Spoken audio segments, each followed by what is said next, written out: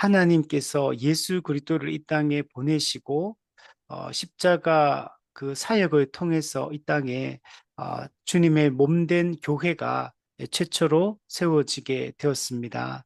우리는 성경이 삼위 하나님의 구원 경륜의 계획 속에서 세워진 이 교회가 어떤 존재인지를 우리가 바르게 알고 정말 참된 교회를 꿈꾸며 참된 교회를 지향하면서 우리가 나아갈 수 있었으면 우리 좋겠습니다. 어, 이게 교회사를 우리 살펴보면 교회가 걸어왔던 이 길들이 어, 여러 이렇게 방향 또 이렇게 왜곡된 것들도 많고 또 참되게 바르게 걸어온 교회사의 시대도 있었고 이제 그런 다양한 흐름들이 있었는데 우리가 그 속에서 정말 참된 교회가 걸어가야 될 그 길이 어디인가를 마음에 깊이 우리 새길 수 있었으면 우리 좋겠습니다. 우리 지난주에 전체 우리가 이때까지 공부했던 내용들을 한번 쭉 핵심적인 내용들을 요약을 했었습니다. 우리가 종교개혁 이후에 기독교 역사를 11시대로 나누어서 우리가 구분해서 전체 큰 흐름을 이야기를 했었습니다. 우리 종교개혁 시대, 정통주의 시대, 경건주의 시대, 그다음 제1차 대각성 운동, 그다음 자유주의, 그리고 2차 대각성 운동, 그리고 성결 운동, 그리고 근본주의, 오순절주의, 신정통주의, 신복음주의 이렇게 크게 11시대로 이렇게 종교개혁 이후에 교회사가 이게 흘러왔습니다.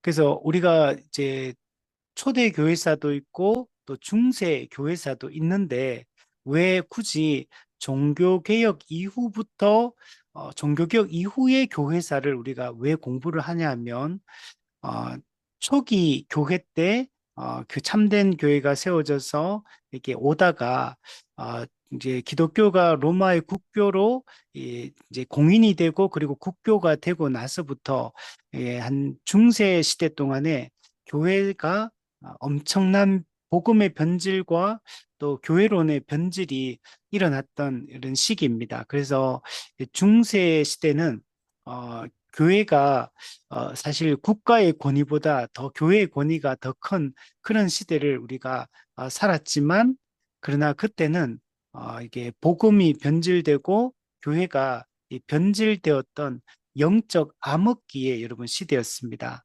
그래서 그 중세 시대 때는 우리가 딱히 배울 것들이 없어요. 오히려 종교개혁자들은 중세 시대의 이 교회의 이 모습을 거짓 교회라고 선언하면서 이 종교개혁이 일어났기 때문에 그래서 우리가 초기 교회, 초대 예루살렘 교회로부터 시작해서 이제 중세 기독교의 국교로 기독교가 되기 전까지 그 시대가 이제 교회가 참된 교회가 기독교가 걸어왔던 그 길들이거든요. 그때 우리가 그 시기를 초기 교회사를 우리가 공부하는 것들이 중요하고 그리고 이제 중세 교회사 같은 경우는 물론 거기서도 다 100%다 잘못됐다 이렇게 볼 수는 없어요.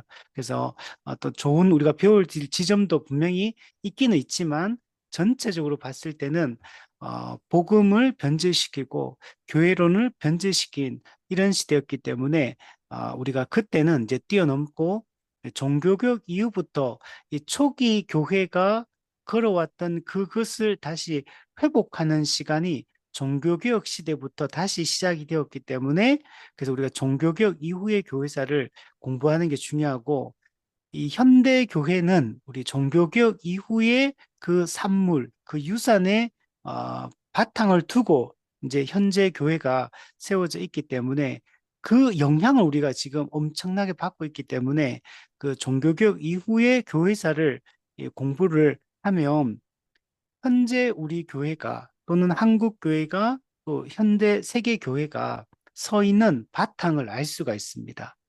이 각 그 지역마다 교회가 조금 조금씩 모습이 다릅니다. 뭐 영국 교회는 영국 교회만의 어떤 특징들을 가지고 있고 미국 교회, 한국 교회 또 이렇게 뭐 아프리카 교회, 남미 교회 뭐 이렇게 조금씩 물론 본질적인 면들은 우리가 공유를 하지만 여러 형태의 여러 모양의 이런 교회의 모습들을 보여주고 있습니다. 그래서 거기는 우리가 동의하고 인정할 수 있는 부분들도 있지만 또 왜곡된 부분들이 너무 많습니다. 그래서 교리적으로도 왜곡된 게 많고 또 이렇게 뭐 여러 가지 이 신학적으로도 문제가 많고 또 형태에 있어서도 여러 가지 문제가 많이 있습니다. 그래서 그 각 교회마다 어떤 나름의 색깔, 나름의 분위기, 또 나름의 방향성, 그거는 이제 설교 내용부터 시작해서 차이가 있고, 또 이제 예배 순서도 차이가 있고, 또 교회가 추구하는 어떤 각종 프로그램들, 이런 것도 차이가 있고, 그래서 여러 그런 차이점, 신학적 차이점들을 가지고 있습니다. 그러면 우리가 정말 성경에서 말하는 참된 교회는 어떤 모습이, 어떤 교회여야 되는가? 성경에서 말하는 참된 교회의 모습이 있는데, 근데 우리는 겉으로 지금 드러나는 교회의 모습들을 보면 너무 천차만별인 겁니다. 제가 어제 우리 제가 속해 있는 선교단체에 간사 모임이 있는데 하고 나서 이제 간사님들과 이제 카페 가서 이제 차를 마시다가 이제 얘기가 나왔던 게 한 분 이제 후배 목사님이 이제 청빙이든 개척이든 이제 하려고 이제 준비를 하고 있는데 그러면서 유튜브에서 여러 교회에 대한 기독교 유튜브 중에 이제 교회를 소개하는 유튜브들이 많이 있거든요. 그래서 여러 교회의 여러 모습들에 대해서 그런 걸 요즘 계속 보면서 각 교회의 그런 특징들을 또 뭐 현대 하는 거 이런 거 막 얘기를 하더라고요. 그러면서 이제 자기도 이제 그 후배 목사님도 보니까 너무 다른 거예요, 교회가. 모든 게 다 달라요. 그냥 뭐 이게 물론 이제 뭐 복음의 본질적인 거는 똑같겠지만 어떤 추구하는 거, 어떤 예배를 순서를 하나 하는 거, 또 뭐 프로그램을 하나 하는 거, 또 방향성을 잡는 이 모든 것들이 너무 차이 나니까 그래서 내가 만약에 개척을 하든지 청병을 받아서 이제 교회 담임을 가게 된다면 어떤 교회를 꿈꾸고 지향하며 가야 될지 정리를 하려고 이렇게 찾아보는데 너무 서로 너무 다르다. 특히 코로나 이후부터 이게 너무 많이 달라졌다. 너무 많이 달라지고 형태도 너무 다르고 그리고 교회도 가보면 교회마다 분위기가 확실하게 다르다는 거 우리가 예배를 드려보면 알아요. 말씀을 들어보고 그 교회를 이렇게 조금만 다녀보면 이 교회만의 어떤 특징과 분위기들이 있잖아요. 근데 그 프로그램도 너무 달라.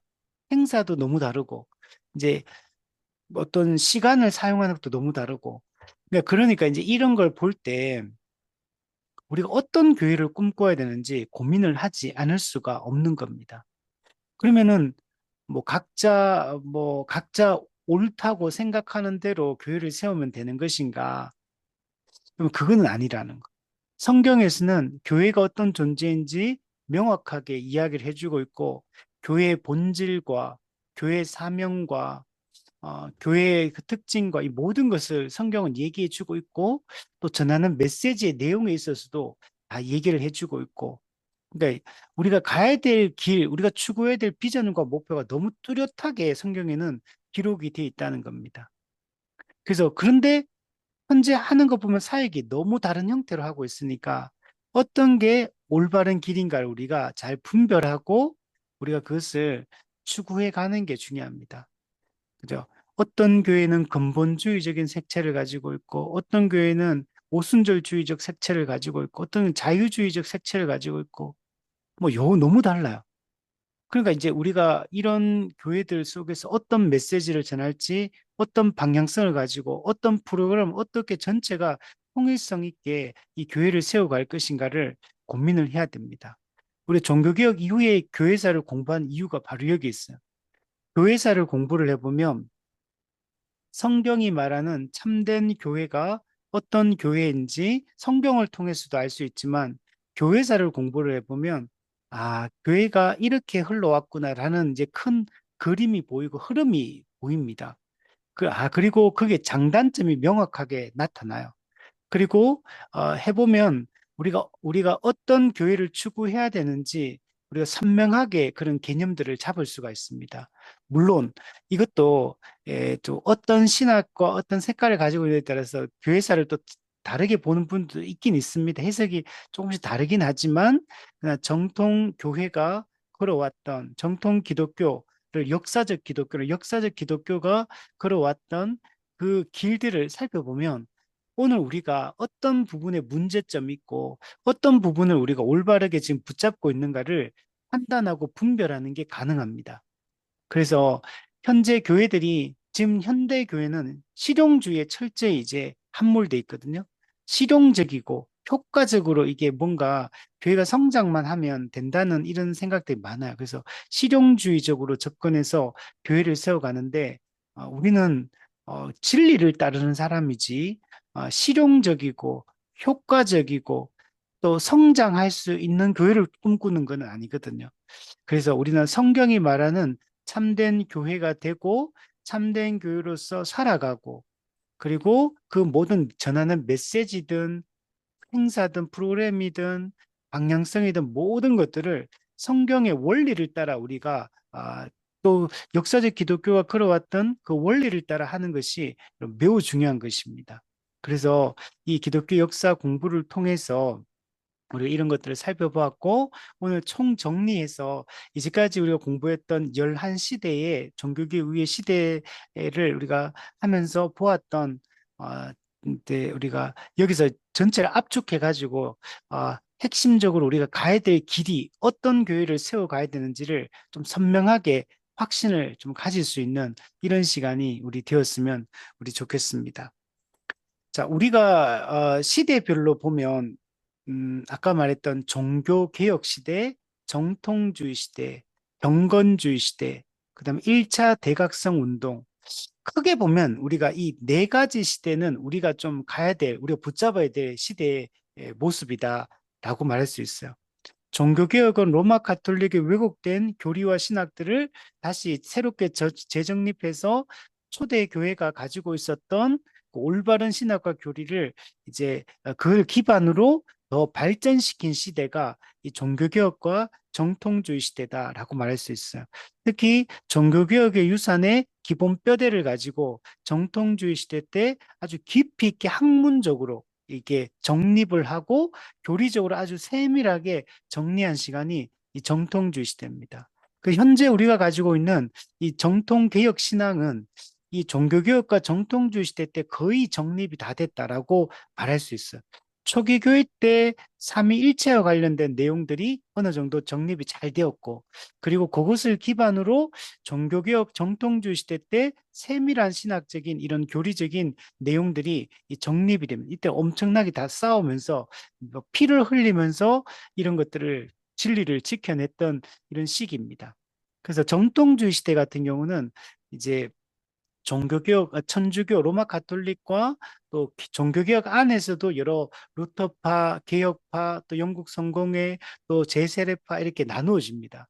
그중에서 이런 기독교 안에서 교파 간에도 세밀한 그 교리적 차이들, 신학적 차이들을 이제 정립하는 시기가 이 정통주의 시대입니다. 그래서 정통주의 시대는 거의 학교의 이 교수들의 학문적인 어떤 다툼을 하는 이런 시기가 이제 신학적으로 이게 정통주의 시대다. 그래서 이때 거의 정립이 됐고, 우리가 현재 가지고 있는 것들은 이 시대에 거의 정립됐다라고 말할 수 있고, 근데 그게 플러스, 근데 그게 형식적 신앙으로 흐르면 안 돼요.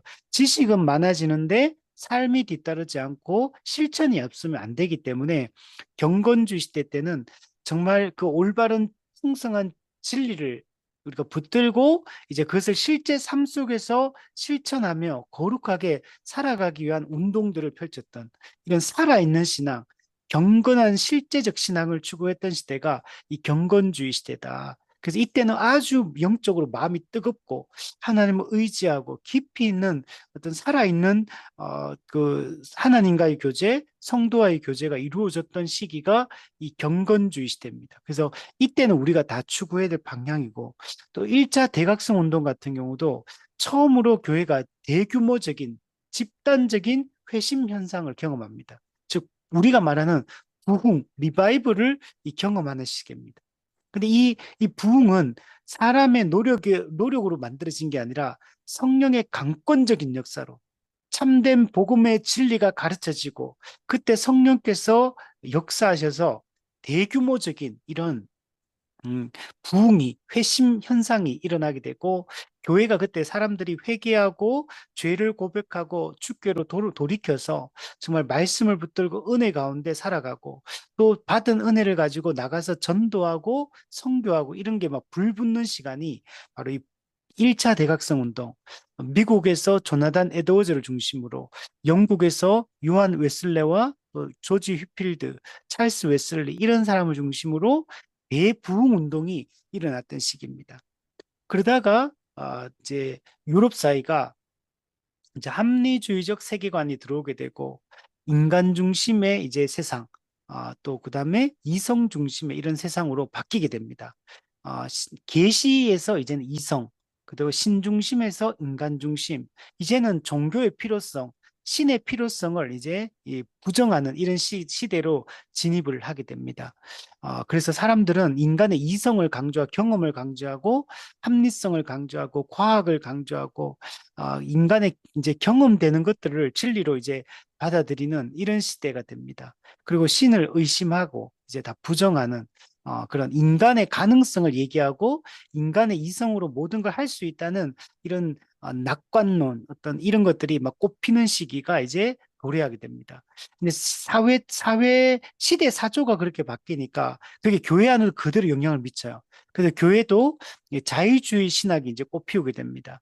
이 합리주의적 세계관으로 신학과 교리를 설명하려고 하는 이런 풍토가 자리 잡게 되고 그러다 보니까 인간의 이성과 경험으로 경험되는 것들, 이해되는 것들, 합리적으로 이해되는 것들 이것만 이제 받아들이는 시대가 된 거예요. 그러다 보면 교회에서도 어떤 현상이 일어나냐면 초자연적인 것들, 기적적인 요소들, 인간의 이성과 경험으로 알 수 없거나 경험될 수 없는 것들은 과학적으로 증명되지 않는 것들은 다 배제시켜 버리고 다 빼버립니다. 그래서 이게 뭐 천국, 지옥, 그다음에 그 부활, 뭐 성육신 모든 걸 다 빼버립니다. 그냥 그 인간의 이성으로 이제 우리가 받아들일 수 있는 것, 경험으로 우리가 이해되는 것들, 이것만 딱 남깁니다. 그러니까 기독교의 초월성을 다 잃어버리게 된 거. 기독교는 더 이상 초월적 종교가 아니에요. 신비적 종교도 아니에요. 그냥 윤리적 공동체. 그냥 예수도 그 당시에는 역사적 예수 이런 걸 강조를 많이 해요.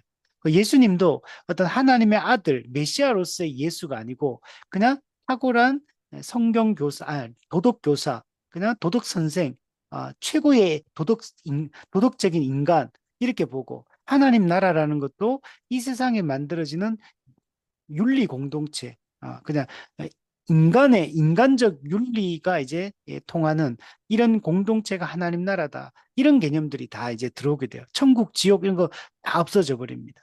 그러니까 이게 자유주의 신학이에요. 이 독일에서 자유주의 신학이 이제 독일에서 시작이 되어서 유럽 사회에 이게 영향을 미치기 시작하고 이게 나중에 또 미국으로 건너오게 되고 미국에서도 1900년 초반에 아주 미국에 꽃피우게 됩니다. 이게 우리나라에도 여러분 엄청나게 빨리 들어와요. 1900년 초반에 자유주의 신학이 미국에서 완전 꽃피우게 되는데 그때 영향을 받은 사람들이 한국으로도 들어오게 되고 한국도 초기에 장로교가 평양 신학교를 만들거든요.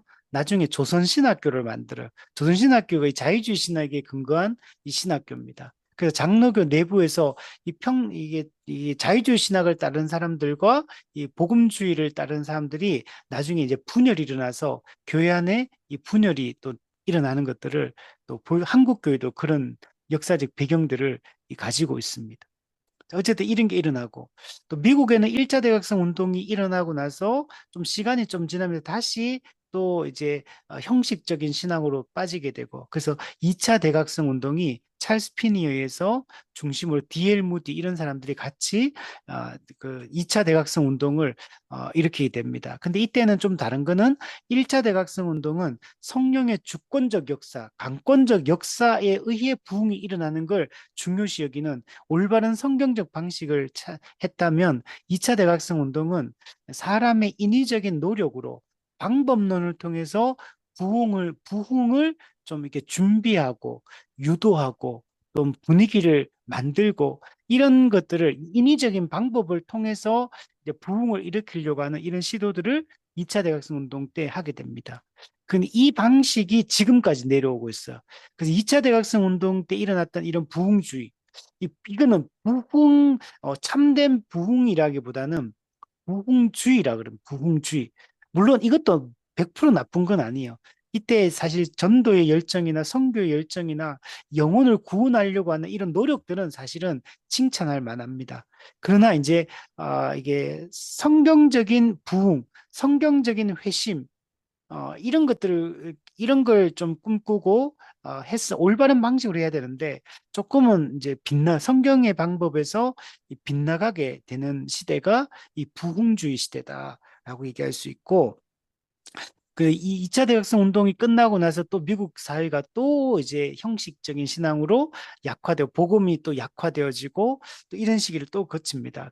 그럴 수밖에 없는 이유가 이 계몽주의, 합리주의적 세계관으로 이제 무장된 이런 시대적 분위기, 그리고 거기다가 산업혁명도 막 일어나고 그러면서 인간의 가능성이 점점 더 이제 그런 것들을 높이는 이런 시대가 된 거예요. 여러 가지 측면에서 그러니까 이 낙관론이 이제 꼽히게 돼.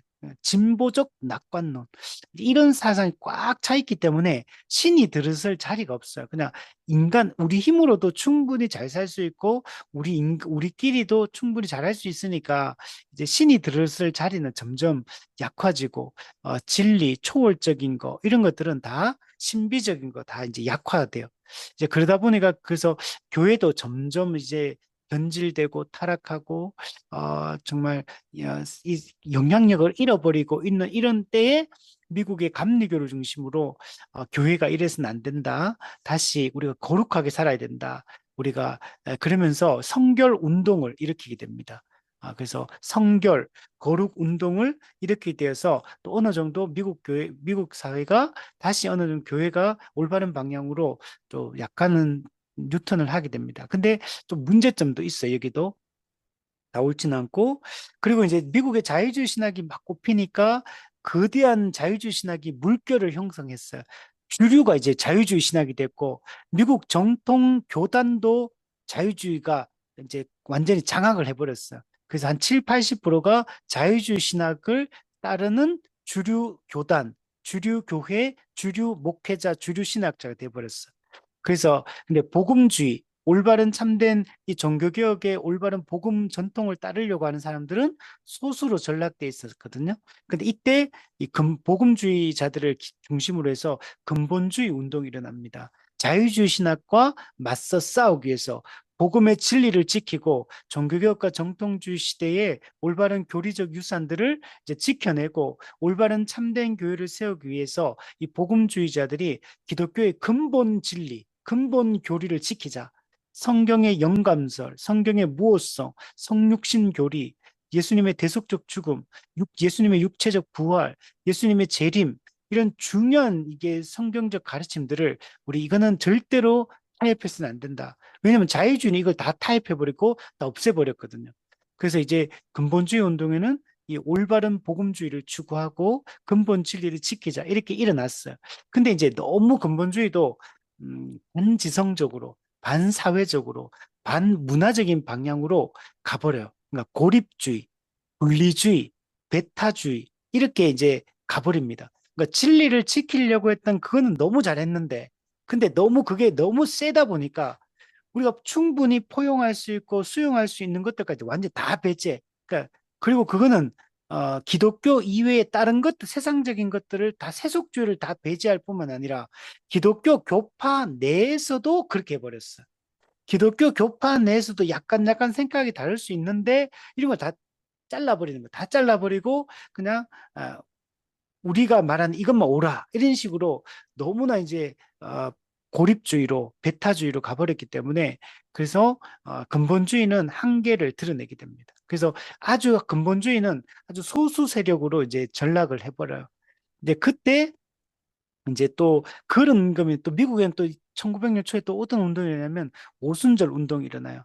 사도행전 2장의 오순절 성령 강림 사건을 그때처럼 그때 그 어떤 분위기를 재현해야 된다. 그래서 오늘 우리 시대도 성령님이 강력하게 역사하고 성령님의 강권적인 역사의 결과로 그때 초대교회 때처럼 이게 엄청난 이런 변화를 일으키고 또 기독교에 영향력을 끼치는 이런 게 돼야 된다. 그러면서 이 오순절 운동이 일어납니다. 이거는 이제 처음에 방언 때문에 이렇게 일어나게 돼요.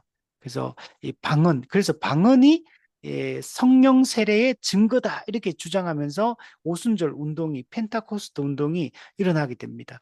근데 이제 여기도 이제 초기만 해도 그래도 조금은 괜찮았는데 이게 갈수록 이제 변질이 됩니다. 근데 물론 여기는 오순절 운동은 처음부터 문제점을 가지고 있어요. 이게 신앙의 2단계론을 이야기합니다. 우리가 처음 성령 받아서 거듭나고 회심하고 두 번째 성령 받아가지고 아주 강력한 성령을 받아서 우리가 이제 엄청나게 성숙해진다, 성결해진다. 이제 이런 식으로 신앙의 2단계론, 이건 사실은 잘못된 거거든요. 근데 이제 이것도 감리교회 요한 웨슬레의 영향을 받아서 이제 이게 좀 더 극단화되어서 이제 나아갔던 그 방법이에요. 그러면서 방언이 성령 세례의 증거다 이러면서 두 번째 축복의 증거다 이런 식으로 얘기했기 때문에 이제 이게 조금은 이제 왜곡이 돼 버렸어요. 그러나 어쨌든 간에 이제 그 운동을 통해 성령님에 대한 성령의 사역에 대한 엄청난 관심이 이제 일어나게 됩니다. 그게 이제 오순절 운동이 일어났다가 그게 이제 좀 있다가 다시 좀 약화되었다가 은사주의로 발전합니다. 이제는 방언만 강조하는 게 아니라 이제 성령의 기적적 은사들을 강조하는 은사주의 운동으로 또 일어나게 되고 또 그게 또 변질이 돼가지고 제3의 물결 여기는 이제 방언 또 뿐만 아니라 기적적 은사뿐만 아니라 이제 능력을 강조하는 능력 전도, 능력 기도, 능력 대결 막 이런 가면서 아주 잘못된 방향으로 가버려요. 그게 뭐 여러 가지로 나타납니다. 뭐 토론토 블레싱, 뭐 또 베닌 목사, 뭐 이런 사람들, 뭐 하여튼 이상한 쪽으로 많이 가요. 그게 이런 것에 영향을 받아가지고 우리도 우리나라도 영향 엄청나게 많이 받았어요. 그래서 이 제3의 물결에 이제 아주 잘못 왜곡된 게 그게 또 나아가 이제 신사도 운동으로 발전해요. 신사도주의. 여기는 이제 오늘날에도 초대교회 같은 사도와 선지자가 있다. 이러면서 이제 새로운 이 얘기는 뭐냐면 새로운 사도와 선지자가 있다는 얘기는 지금도 하나님의 계시가 이 땅에 임하고 있다는 얘기하는 거. 그래서 직통 계시 이런 게 있다고 말하는 거고 그리고 여러 가지에서 신사도 운동은 그 이단적인 아주 나쁜 방향으로 흘러갔던 게 이 신사도 운동이에요. 그래서 이런 것에 영향도 있었고 근데 또 유럽에서는 자유주의 신학과 싸우기 위해서 그칼 바르트를 중심으로 신정통주의가 또 일어나게 됩니다. 신정통주의는 자유주의 신학이 인간 중심으로 갔기 때문에 이제 다시 하나님 중심으로 신앙을 회복한 이제 사건이에요.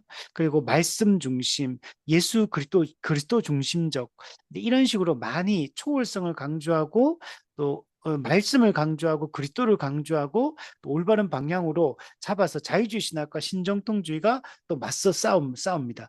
미국에는 자유주의와 싸우기 위해서 근본주의가 일어났다면 유럽에서는 독일에서 이 자유주의 신학과 싸우기 위해서 신정통주의가 일어나서 같이 맞서 이 싸우게 되었다. 그래서 했지만 또 신정통주의도 문제점을 가지고 있어요. 그래서 성경을 하나님의 말씀으로 온전히 바라보는 게 아니고 또 다른 형식으로 이해합니다. 비평주의, 자유주의 신학의 비평주의 방법론을 또 그대로 들고 들어오기 때문에 또 문제점을 또 가지고 있어요. 그리고 여러 가지 교리적으로도 또 정통 개혁 신학에서 추구했던 교리적 해석과는 또 차이점을 보이는 부분들이 많이 있습니다. 자, 그리고 그 미국에서 근본주의 운동이 가지고 처음에는 올바른 교리를 붙들고 가려고 했던 그건데 이 또 여러 가지 아까 반지성적, 반문화적, 반사회적 고립주의로 갔기 때문에 또 여러 가지 문제점을 노출했어요. 복음주의 안에서. 그래서 여기에 이걸 좀 새롭게 우리가 좀 바꾸자 나온 게 신복음주의 운동이 일어납니다. 신복음주의 운동은 근본주의가 추구했던 종교개혁과 정통주의 시대의 교리와 신학은 이어간다. 그거는 그대로 이어가지만 근본주의의 반지성적인 이런 고립주의, 반문화적인 이런 것들은 우리가 바꾼다. 그래서 지성적으로 우리는 간다.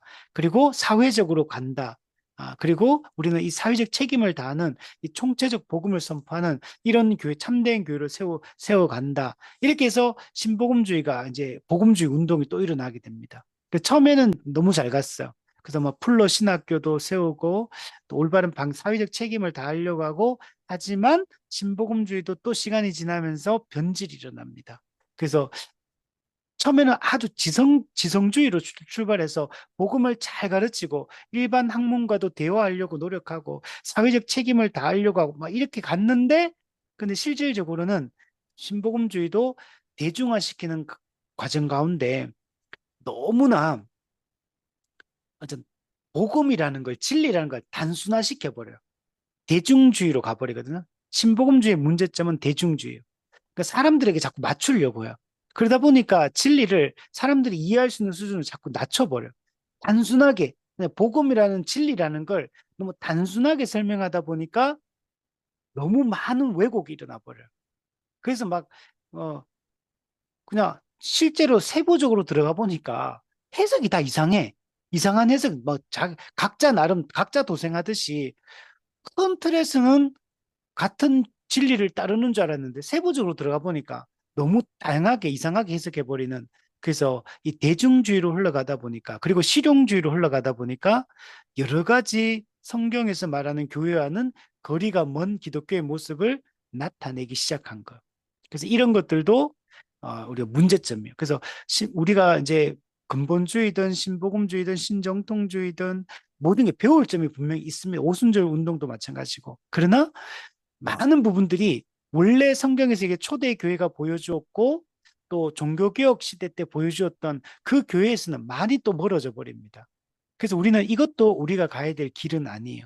그래서 우리는 우리가 추구해야 될 방향은 종교개혁 시대, 정통주의 시대 때, 그리고 경건주의 운동 때도 100%다 맞는 건 아니에요. 그래서 거기서 올바른 경건주의 운동의 핵심 요소들, 그리고 대각성 운동의 그런 성령의 강권적인 역사에는 부흥을 꿈꾸고 이런 것들은 우리가 추구해야 되고 또 이제 성결 운동이나 2차 대각성 운동이나 이후에 보여주는 이런 또 이렇게 전도나 선교에 대한 열정 이런 것도 우리가 배워야 되고 또 사회적 책임을 다하려고 하는 이런 열정 이런 것도 우리가 배워야 되고 어, 그래서 우리가 배울 점도 있고 이제 우리가 걸러내고 잘 분별해야 될 지점들이 많이 있어요. 그래서 각 교회는 이런 것에 영향을 다 받은 거, 다 받아가지고 이게 다 짬뽕으로 현재 존재하고 있는 겁니다. 그래서 어느 하나의 교회가 100% 옳은 것도 아니고 어느 하나의 교회가 100% 잘못된 것도 아니에요. 근데 이제 이런 것들이 다 짬뽕으로 좋은 점은 받아들이고 나쁜 점은 걸러내고 이걸 잘해야 되거든요. 근데 이게 지금 뒤죽박죽 되면서 이게 좋은지 나쁜지 모르고 그냥 막 그냥 실용적이기만 한 오늘날 교회는 실용적이고 교회 성장에 도움이 된다면 사람이 많이 모일 수만 있다면 그냥 다 받아들이는 방식으로 일반 학문과 또 신학과의 이런 접점들을 처음에는 좋은 방향으로 만들었는데 나중에 보면 어, 그 신학은 없어지고 일반 학문이 그 자리를 차지하고 있는 이런 문제들도 또 생기고 여러 가지 이런 짬뽕 교회가 현재 된 겁니다. 그래서 우리는 이렇게 가는 게 옳으냐? 옳지 않죠. 그래서 우리는 올바른 것들, 성경의 원리상 맞는 것들, 우리가 참된 것들을 꿈꾸며 나아가는 게 중요하다. 우리가 이런 이야기들을 쭉 나눴습니다. 그래서 이 그림을 가지고 자, 조금 전에 제가 서론적으로 얘기했던 이 내용들을 가지고 이제 그럼 구체적으로 우리가 어떻게 하나하나 우리가 좀 공부하고 가야 될 방향성들을 다시 한번 정리를 해볼게요. 141페이지 보면 이런 기독교 역사를 공부하는 것은 많은 유익이 있습니다. 우리가 종교개혁 이후의 기독교 역사에 대해서 우리가 전체 이런 그림을 그리는 게 중요해요. 그래서 지금 조금 전에 제가 얘기했던 앞에서 이 종교개혁 이후의 기독교 역사의 그 11시대의 시대 구분. 물론 그거는 100% 딱딱딱딱 이렇게 이제 떨어지지는 않아요. 어느 정도 중복돼 있는 부분도 있고 비슷한 시기에 같이 그 뭐 두세 개의 운동이 같이 일어난 시기들도 있고 막 이게 그러니까 막 섞여 있어요. 그러니까 이게 뭐 정확하게 몇 년부터 몇 년까지는 이거고 이거 몇 년부터 몇 년까지는 이거고 이렇게 딱 이렇게 무 자르듯이 자를 수는 없어요. 그러나 분명한 거는 종교개혁 이후에 종교개혁이 유럽 교회를 중심으로 일어났기 때문에 그래서 유럽 교회와 미국 교회를 이해하는 게 매우 중요합니다.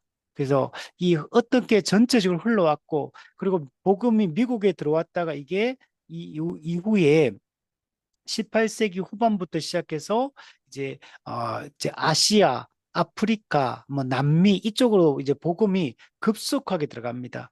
근데 그렇게 됐던 이유도 당시에 미국 교회가 선교사를 엄청나게 보냈거든요. 근데 그런 사회적 분위기가 있었기 때문에 그래서 그 영향으로 이제 그 당시에 선교 운동이 일어났었고 그 결과 우리에게까지 이게 복음이 전해져 왔습니다. 그래서 좀 전에 얘기했던 이 11시대의 시대 구분, 그리고 각 시대의 특징, 그리고 어떻게 흘러왔는지를 잘 이해하는 게 중요해요. 항상 역사라는 것은 작용, 반작용으로 일어나게 됩니다. 그래서 어느 중세 로마 가톨릭이 있었기 때문에 종교개혁이 반작용으로 일어난 거야.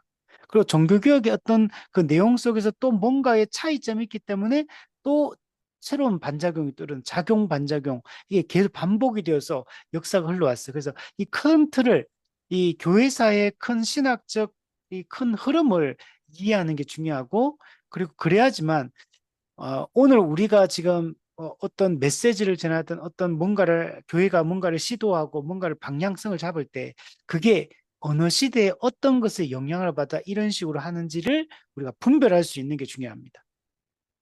그러면 이제 이걸 알고 나서 보면 이 교회가 이런 메시지를 전하는 게 이런 영향을 받아서 이런 메시지를 전하는구나. 또 이 어떤 프로그램이 유행할 때가 있거든요. 그런 프로그램이 유행할 때도 그게 갑자기 새로운 게 튀어나온 게 아니고 교회사를 공부해 보면 항상 과거에 이미 그런 흐름들이 다 있어요. 이단들도 마찬가지입니다. 지금 나타난 이단들이 갑자기 나타난 이단들이 아니라 이미 교회사 이제 초기 교회 때부터 해가지고 교회사 속에서 수많은 이단들이 있거든요. 구원론 이단, 종말론 이단, 삼위일체와 관련된 이단, 뭐 교회론과 관련된 이단, 복음과 관련된 이단, 그러니까 이단들이 항상 수많은 이단들이 있었고 그 이단들의 그 어떤 것이 지금도 이제 이어지고 있는 겁니다. 그러니까 새로운 이단이라는 것도 거의 없어요. 거의 교회사를 공부해 보면 이미 과거에 있었던 그런 형태들이다라는 것들을 알 수가 있습니다. 그래서 이렇게 이걸 우리가 잘 아는 게 그래서 중요한 거예요. 자, 밑에 1번에 보면 근데 이 종교개혁 이후의 기독교 역사에 대해서 전체 그림, 이 큰 그림을 우리가 잘 알고 있는 게 중요합니다. 그러면 분별할 수 있어요. 어떤 이야기를 들을 때 우리가 이런 걸 모르는 상태에서 들으면 이 말이 맞는 것 같기도 하고 저 말이 맞는 것 같기도 하고 누가 또 이렇게 얘기하면 이게 맞는 것 같고 또 저 사람이 저렇게 하면 저게 맞는 것 같고 특히 유명한 또 지명도 있는 분들이 그런 얘기 해버리면 그 맞는 것 같아요. 그래서 뭐 한동안 뭐 유명한 인기 있는 목사님들 있잖아요. 막 이게 강사들, 인기 있는 강사들. 그러면 그분들도 어떤 그분들이 강조하는 어떤 특징들이 있거든요. 근데 그게 우리가 이런 교회자를 알고 있으면 저게 어떤 배경에서 저런 얘기를 한다는 걸 어느 정도는 알 수 있겠죠. 그러면 저게 옳은지 그른지도 판단할 수 있어요. 근데 이걸 모르면 이거 근데 들어보면 좋은 것 같아. 또 저거 들어보면 저게 좋은 것 같아. 그러면 언제든지 상황에 따라서 휩쓸리는 이런 신앙을 여러분 갖게 됩니다. 이게 전체 그림을 그리면 왜 좋으냐면 숲으로 들어가기 위한 지도 역할을 합니다. 우리가 큰 숲으로 산으로 들어가는데 지도가 없으면 길을 잃어버리게 되죠. 이 교회 신앙생활도 마찬가지예요. 교회를 세워갈 때도 마찬가지입니다. 이 개인의 신앙생활이든 우리 전체 교회에 대한 얘기든 간에 길을 잃지 않으려면 지도가 있어야 돼. 그래서 이런 종교개혁 이후에 이런 교회사를 공부를 해보면, 이제 우리가 지금 어느 길을 가고 있구나, 지금 어디에 위치하고 있구나라는 것들을 파악할 수 있습니다. 두 번째, 파편적 지식과 이해를 연결하기. 우리는 신앙생활하고 뭐 책도 읽어보고 설교도 듣고 양육도 받고 이렇게 하면서 파편적 지식들은 어느 정도 가지고 있어요, 다들. 신앙생활을 좀 오래 하시면. 근데 이게 다 파편적 지식으로 그냥 떠돌아다니고 있는 거예요. 이게 연결이 안 돼요. 옛날에 들었던 이 얘기가 도대체 어느 시대 얘기인지, 이 얘기는 뭐와 연결된 건지, 이 교리적인 내용은 또 어떻게 나온 건지, 이걸 배경을 모르면 그냥 파편적 지식들이 많기는 많을지 몰라도 이게 그냥 막 뒤죽박죽 뒤섞여 가지고 막 돌아가는 이런 형태가 돼버려요. 근데 우리는 이런 교회사를 공부를 하게 되면 이 파편적 지식들이 연결이 돼요. 그럼 교회사를 공부해 보면 단순히 역사만 공부하는 게 아니에요. 이 당시의 어떤 시대 사조도 공부를 해야지 알 수 있는 거고, 그리고 이 교회사는 교리사하고 매우 밀접하게 연관이 돼 있어요. 교리가 발전되는 것과 교회사의 진행은 그 연결돼 있습니다. 그래서 이 역사를 공부할 때 우리가 교리와 신학을 사실 동시에 공부를 하게 되는 이런 효과가 있습니다. 그럼 만약에 파편적 지식만 있으면 여러분 오류가 생겨요. 왜곡이 됩니다. 그래서 자기는 근데 본인은 그걸 확신할 수 있어요. 사실은 잘못된 지식인데 그냥 파편적인 지식밖에 없다 보니까 근데 그게 자기한테 뭔가 도움이 된다면 그게 진리라고 그냥 여겨버리는 이런 오류에 빠지게 되고 그리고 사실 전체 큰 그림에서 보면 그게 아닌데 그게 맞는 것처럼 착각할 수가 있게 됩니다. 그래서 우리가 항상 공부를 할 때는 큰 그림을 그리는 게 중요해요. 그래서 우리 교회사 전체에 대한 큰 이런 흐름을 이해하고 있어야지만 우리가 분별할 수 있는 눈이 생기게 됩니다. 자, 그리고 우리가 이런 공부를 할 때 더 자세하게 공부를 할 필요가 있습니다. 지금 우리가 공부했던 이 강의안은 10주 강의안입니다. 근데 거의 지금 한 60번 넘게 강의를 했어요. 한 6배 넘게 강의를 했습니다. 제가 이제 이 강의를 처음 거의 한 1년이 넘었어요, 벌써. 근데 이걸 강의할 처음에는 이제 이렇게까지 길게 하려고 생각은 안 했어요, 사실은.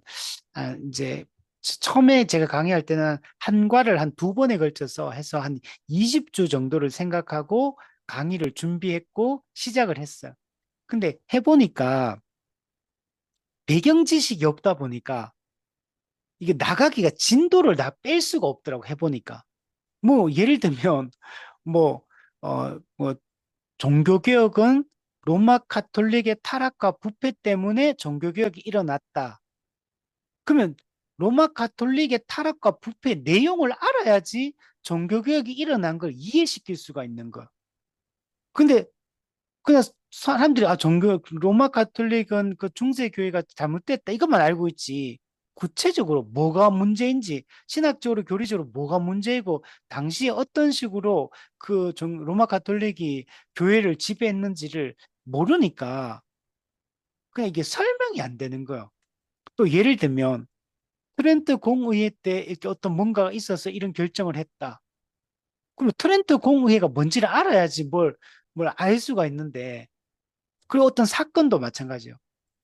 왜냐면 이렇게 영국의 종교개혁은 뭐 영국 국교회와 청교도 간의 이런 다툼과 또 영국 국교회와 로마 가톨릭 간의 다툼과 막 이런 게 있었다 하면 그 영국 성공회가 뭔지도 모르고 국교회가 뭔지도 모르고 청교도가 뭔지도 모르고 그때 무슨 주장하는지도 모르고 그죠? 무슨 조약을 맺었다. 그 조약이 무슨 배경에서 그런 운동이 어떤 전쟁이 있었고 그 조약의 내용은 뭐고 이게 맺어진 게 왜 중요하고 배경 지식이 없다 보니까 그냥 이런 게 있었습니다. 이렇게 넘어가려고 하니까 이렇게 공부해 가지고는 남는 게 하나도 없겠다. 별로.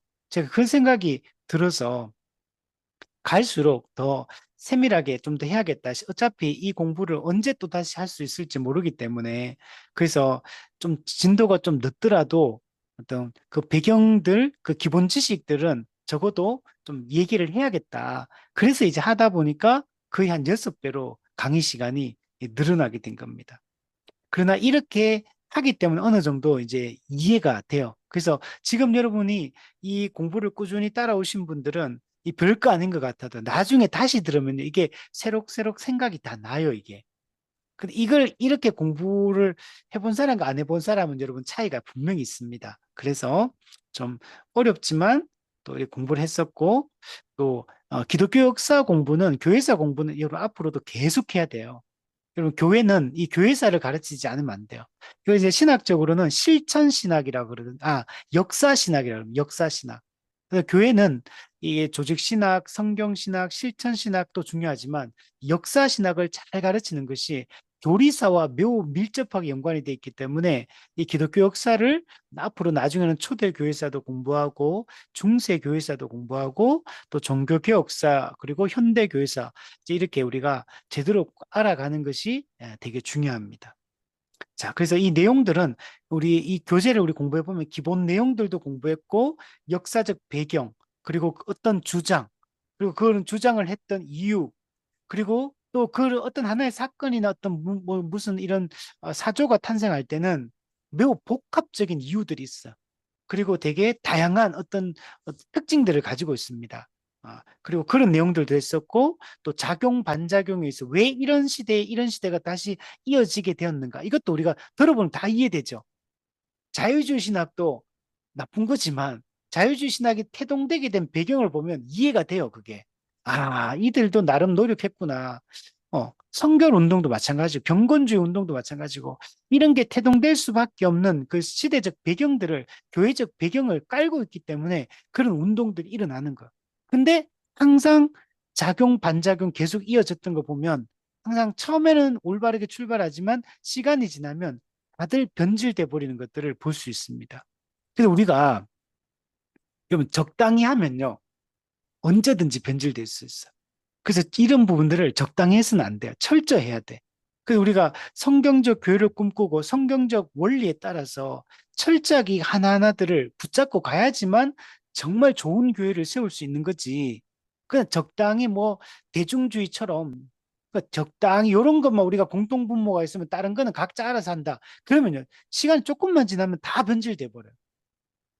우리가 성경에서 말하는 데까지는 충분히 가르치고 충분히 그것을 붙들려고 하는 이런 노력들을 하는 게 여러분 매우 중요합니다.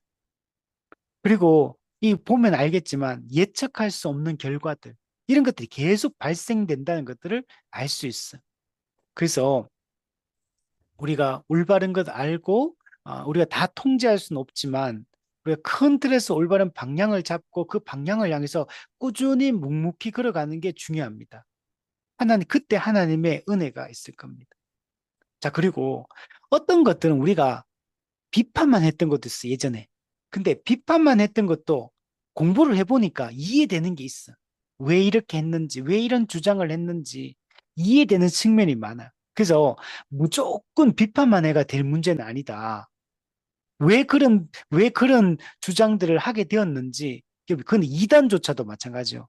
이단이 어떻게 태동이 될 때 처음에 어떤 주장을 할 때 처음부터 잘못된 주장을 하는 이단도 있지만 항상 그렇지만 어떤 이단들의 주장은 처음에는 배경을 가지고 올바른 방향을 가기 위해서 주장을 했다가 그게 이제 점점 더 변질되면서 완전 이단적인 이 가르침으로 이렇게 그냥 고착화되는 이런 것들도 많이 있거든요.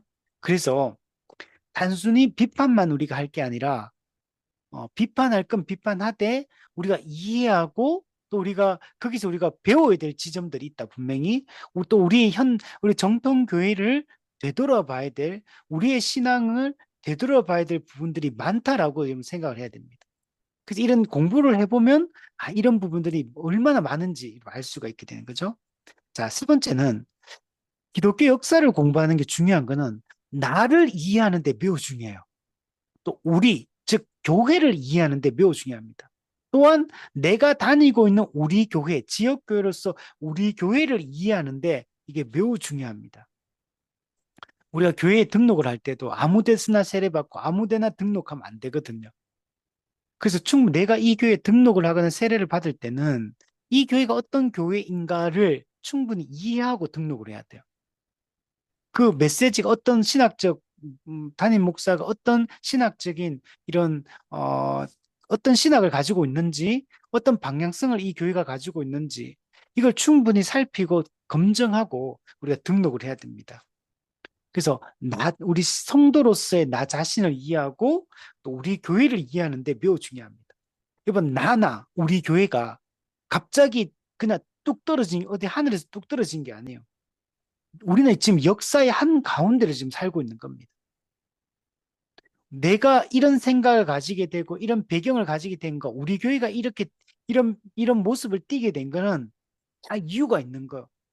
이게 그냥 갑자기 교회사와 상관없이 그냥 내 혼자서 나의 이런 모습을 만들어낸 게 아니에요. 우리는 다 어떤 것에 영향을 받아서 현재 이런 생각을 하고 있고 이런 교회의 모습을 여러분 가지게 된 겁니다. 그래서 지금 우리는 모든 것에 이 짬뽕으로 영향을 받아가지고 현재 나와 우리 교회가 세워져 있는 겁니다. 그래서 여기서 어떤 부분이 잘못됐는지, 어떤 부분이 잘하고 있는 건지를 판단할 수 있는 눈을 여러분 길러야 돼요. 그리고 이 공부를 해보면 당시에 이 믿음의 우리 선진들도 오늘 우리가 고민하는 것과 똑같은 고민을 했다는 것들을 알 수가 있습니다. 그래서 이 배경들을 공부해보면 그들이 그 당시에 내가 만약에 저 시대에 저런 사회적 분위기 속에서 있었다면 나도 저런 생각을 했을 것 같다. 이렇게 이해되는 측면이 공감이 되는 게 되게 많아요. 그리고 여러분, 이거 저는 공부하면 느끼는 게 그 시대는 다 다르지만 신앙의 본질은, 고민의 본질은 다 똑같다. 이단들의 공격도 똑같고요. 새로운 문제, 전도서만 해 아래 새로운 것이 없다. 그 말이 진짜 맞다. 해 아래 새로운 건 없습니다. 인간의 본질도, 인간의 역사도 이 모든 게 다 똑같아요. 그냥 외적인 환경만 바뀔 뿐이지 인간 삶의 본질과 고민은 결국 똑같다.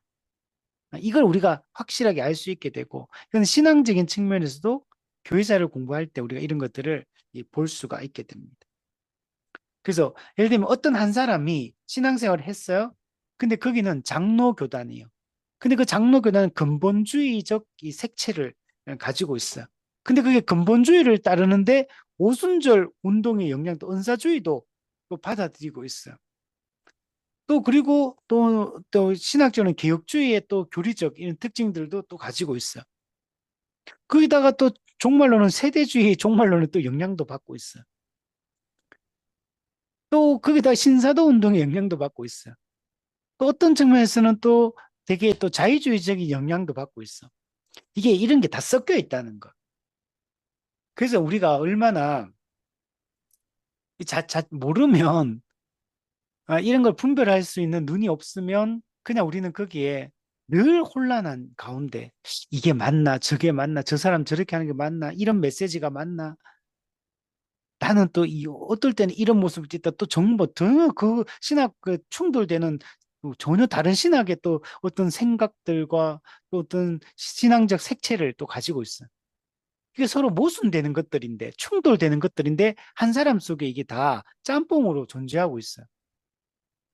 그러니까 우리가 이런 것들이 정말 어떤 건지 내가 메시지를 들을 때나 우리의 모습을 볼 때 판단할 수 있는 사람이 되는 게 중요하다. 이걸 판단하지 못하면 그냥 늘 그 짬뽕 교회를 우리가 다니게 되는 겁니다. 자, 그래서 우리는 이해해야 될 부분, 포용하고 수용해야 될 부분도 있고, 그리고 이제 경계해야 될 부분도 있고, 또 어떤 거는 포용적으로 또 수용해야 될 부분도 있어. 이제 포용은 하되 또 경계하고 주의해야 될 이런 부분들도 있습니다. 이런 것들을 잘 판단을 해야 돼요. 이게 받아들여야 되는 건지, 아니면 거부해야 되는 건지, 비판적으로 또 수용을 해야 되는 부분이 있는지, 이걸 잘 판단해가지고 우리 교회를 세워나가고 우리 신앙을 세워나가야 됩니다. 반대하는 흐름에 대한 극단적 반대만 과거에는 우리가 해왔어요. 그래서 막 그냥 무조건 이제 적으로 간주하고 그냥 무조건 이제 싸우는 겁니다. 제가 신대원에 가가지고 교수님 강의를 했는데 제가 다닌 장로교단에 이제 교수님이다 보니까 어떤 당시에 신정통주의 칼바르트 맨날 뭐 하면은 맨날 칼바르트 비판하는 얘기들 맨날 근데 칼바르트가 진짜 나쁜 사람인 줄 알았어요. 칼바르트 책도 한 번도 안 읽어봤는데 교수님이 맨날 뭐 칼바르트 욕하고 자유주의 욕하고 맨날 그렇게 막 비판만 하니까 그러니까 무조건 그, 그, 그게 뭔지도 몰랐어요. 그냥 그냥 칼바르트 신정통주의 그것만 알지. 그 뭘 가르치는지 어떤 주장을 하는지 이것도 모르는데 그냥 칼바르트 비판하니까 아, 맞겠지. 뭐 교수님이 뭐 그렇게 얘기하니까 맞겠지. 그냥 이렇게 받아들이고 온 거야. 그러고 나서 이제 칼바르트에서 조금씩 이제 또 책도 읽어보고 또 공부도 해보고 알아가 보니까 칼바르트가 당시에 자유주의 신학과 싸우기 위해서 얼마나 대단한 그런 일들을 했는지를 또 알게 되는 거야. 그 당시엔 자유주의가 워낙 거대한 적이었기 때문에 그 자유주의의 그런 왜곡된 가르침들에 맞서 싸우기 위해서 분연이 일어난 거거든요. 원래 칼바르트도 스승이 다 자유주의 최대 신학자들이에요. 엄청난 그 자유주의 신학의 대가들 밑에서 공부했던 자유주의 학도였거든, 원래. 근데 1차 세계대전에서 전쟁 지지하고 그 전쟁 지지하는 기독교적 명분, 성경적 명분을 막 제시하는 거 듣고 이거는 아니지 하고 이제 분연이 일어나서 맞서 싸우면서 그 신정통주의가 이제 발생이 되게 된 거. 그러나 또 이상한 방향으로 또 흐름 지점도 있지만 이게 뭐, 이게 우리가 그러니까 이런 걸 볼 때 이걸 잘 판단을 해야 되는 거. 그냥 무조건 반대만 해가 될 것도 아니고 또 무조건 수용해서도 안 돼요. 그래서 극단적 반대를 넘어서는 이해가 이런 필요합니다. 그래서 조금 더 우리는 열린 태도, 수용적 태도를 좀 가질 필요가 있어요. 근데 그게 열린 태도를 가진다는 게 왜곡된 걸 그걸 받아들이라는 얘기는 아닙니다. 근데 우리가 이해해야 될 측면이 있다는 거. 왜 그렇게 되었는지, 왜 그렇게 갔는지, 왜 그렇게 또 이게 또 왜곡이 되었는지 이해할 필요가 있다는 겁니다. 그래서 어떤 거는 반대가 아닌 포용적 자세로 우리가 접근을 할 필요가 있고 또 우리 기독교 유산에 대해서 그런데 이게 2000년 교회사 가운데 이런 진리가 완전히 왜곡되지 않고 이게 참된 복음의 진리가 지금도 내려오고 있잖아요. 그는 정말 하나님의 은혜인 겁니다. 하나님이 참된 진리를, 참된 교회를 붙들고 계시다는 것을 우리가 알 수가 있고, 그는 앞으로도 영원히 그럴 것이다라는 걸 우리가 확신할 수 있습니다. 자, 우리가 기독교 역사를 공부하면서 여러 가지 위험들이 있다는 걸 알 수 있어요. 교리적인 위험도 있고, 실천적인 위험적인 위험한 요소들이 있습니다. 우리 특별히 교리적 위험이 이제 큰데, 이 정통적 성경관을 상실함. 그러니까 성경을 살아있는 하나님의 오류가 없는 말씀으로 받아들여야 되는데 그렇게 받아들이지 않아요. 하나님의 영감에 의해 기록되었고 그래서 오류가 없다. 이걸 확실하게 받아들여야 되는데 우리 기독교 역사를 공부해 보면 그렇지 않아요. 성경을 최종 권위로 이렇게 받아들이지 않는 사람들, 자유주의 신학 같은 걸 완전히 재단해가지고 뺄 거 다 빼버리고 다 해버리고 또 불트만 비신화화 해버리고 그 신정통주의도 이게 비평적 성경 비평 이론 가지고 막 접근해서 얘기하고 그러니까 이게 너무 이제 그런 게 많은 거. 그래서 우리는 이 기독교 역사 가운데 이 정통적 성경관, 올바른 성경관을 상실한 경우들을 많이 봤습니다. 그럼 이게 정말 중요하거든요. 우리 웨스트민스터 신앙 고백서도 보면 1장이 성경에 대한 얘기를 해요. 그러니까 성경을 우리가 어떻게 이해하고 받아들이냐에 따라 완전히 다른 신앙의 색깔을 가지게 되거든요. 근데 우리는 성경은 유일무오한 오류가 없는 하나님의 말씀이다. 성경의 무오성, 성경의 또 충분성, 성경의 명료성, 성경의 자정성, 성경의 영감 이런 것들 우리가 확실하게 붙드는 게 중요해요. 그래서 이 근본주의에서 근본 교리를 얘기했던 것 중에 첫 번째가 이 성경의 영감과 무오성 이걸 강조하는 거. 그리고 이런 게 정말 중요합니다. 근데 요즘에는 무오성이 아니라 무류성을 주장하는 사람들이 많아요. 성경 무오성과 무류성은 다른 겁니다. 그래서 이런 것들도 우리가 분별해야 돼. 지금도 이런 사상들이 점점 퍼지고 있거든요. 이런 것도 우리 조심해야 된다. 자, 그래서 성경관이 무너지면 올바른 성경관이 무너지면 다 무너진다.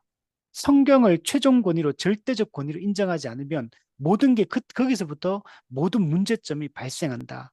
성경이 성경이 yes라면 무조건 우리는 yes라고 받아들이고 성경이 no라고 얘기하면 무조건 no라고 받아들여야지 우리의 경험과 이성으로 성경을 판단하고 재단하거나 또는 또 우리 이 땅에 있는 어떤 다른 타 종교가 가지고 있는 그런 가르침들이나 또는 인간 철학 또 그러니까 어떤 이런 거에 의해서 이게 성경을 재단하거나 이렇게 해서 안 된다.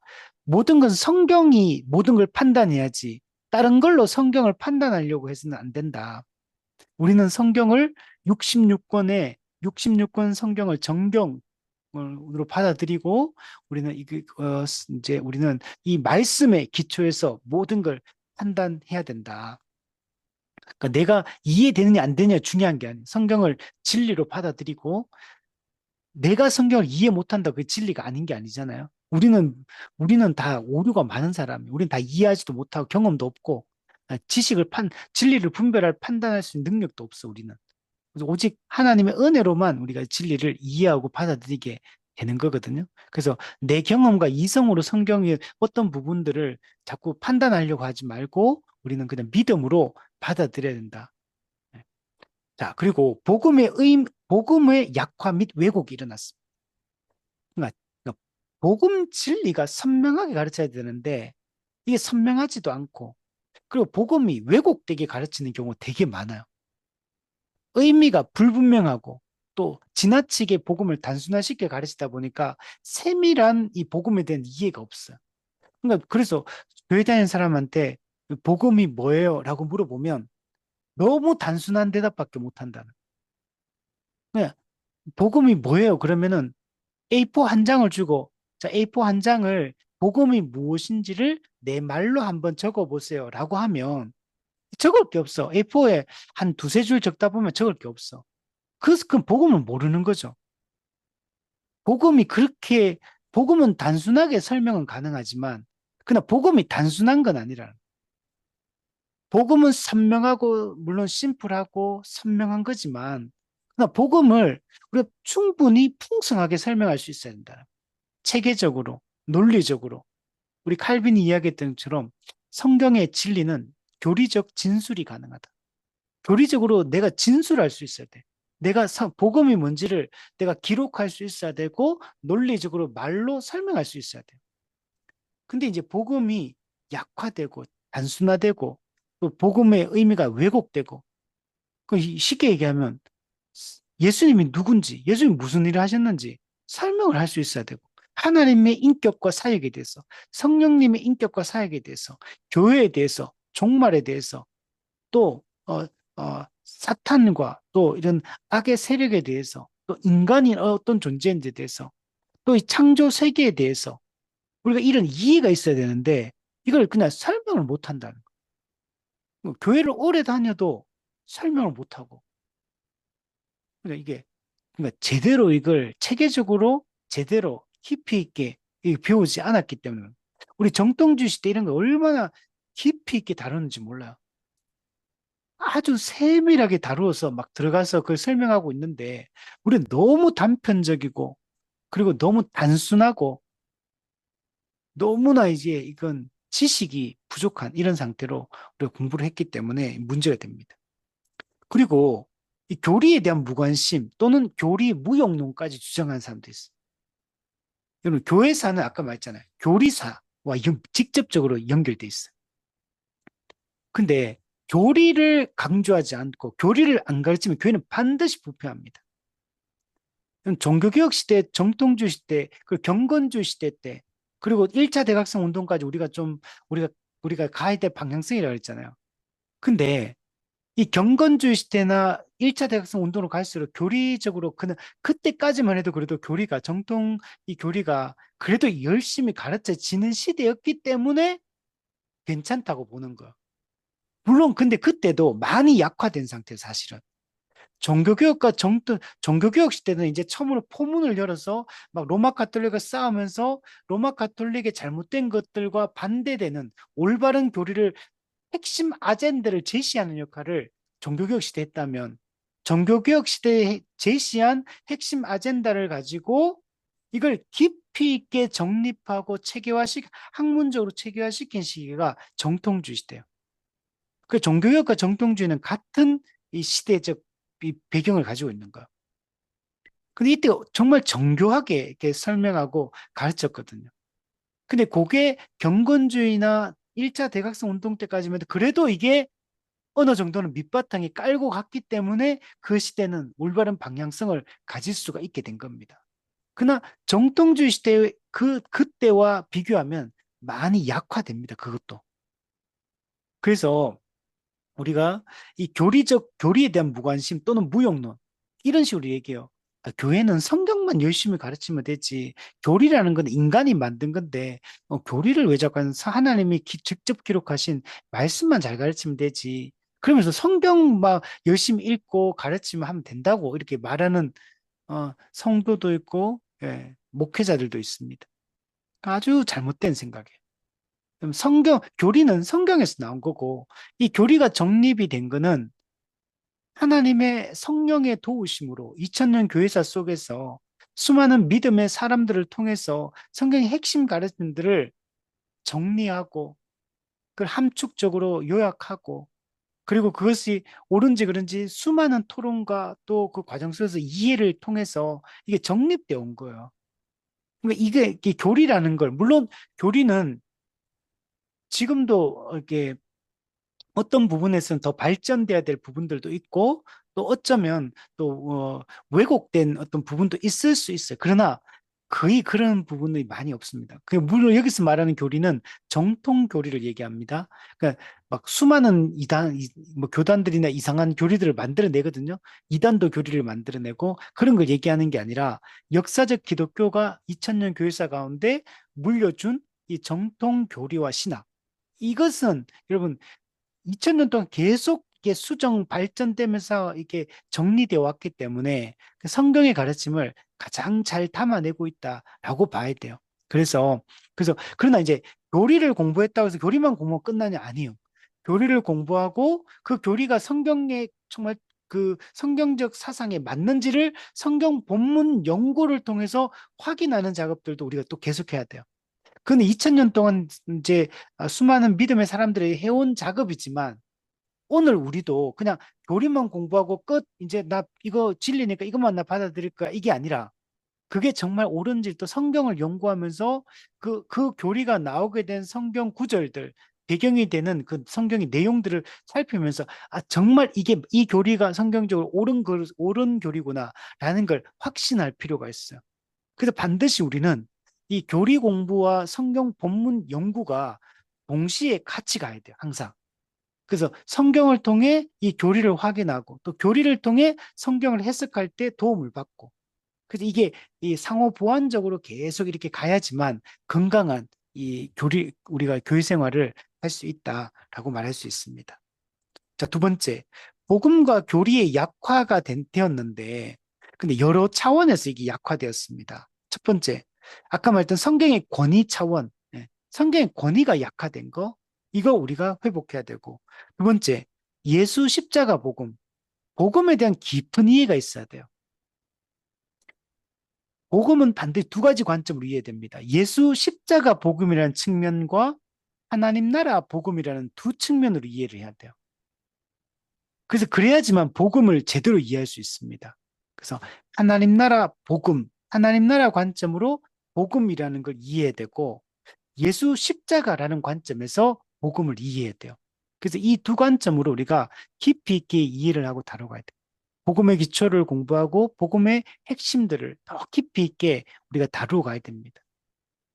우리가 10주 과정에 복음의 기초를 공부하는 것은 가장 기본적인, 가장 기초적인, 그래서 기본 틀을 형성하는 작업들. 하나님 나라 복음과 예수 십자가 복음이라는 관점에서 복음의 기초적인 내용들을 정립해서 가리키는 게 이 복음의 기초 책인 겁니다.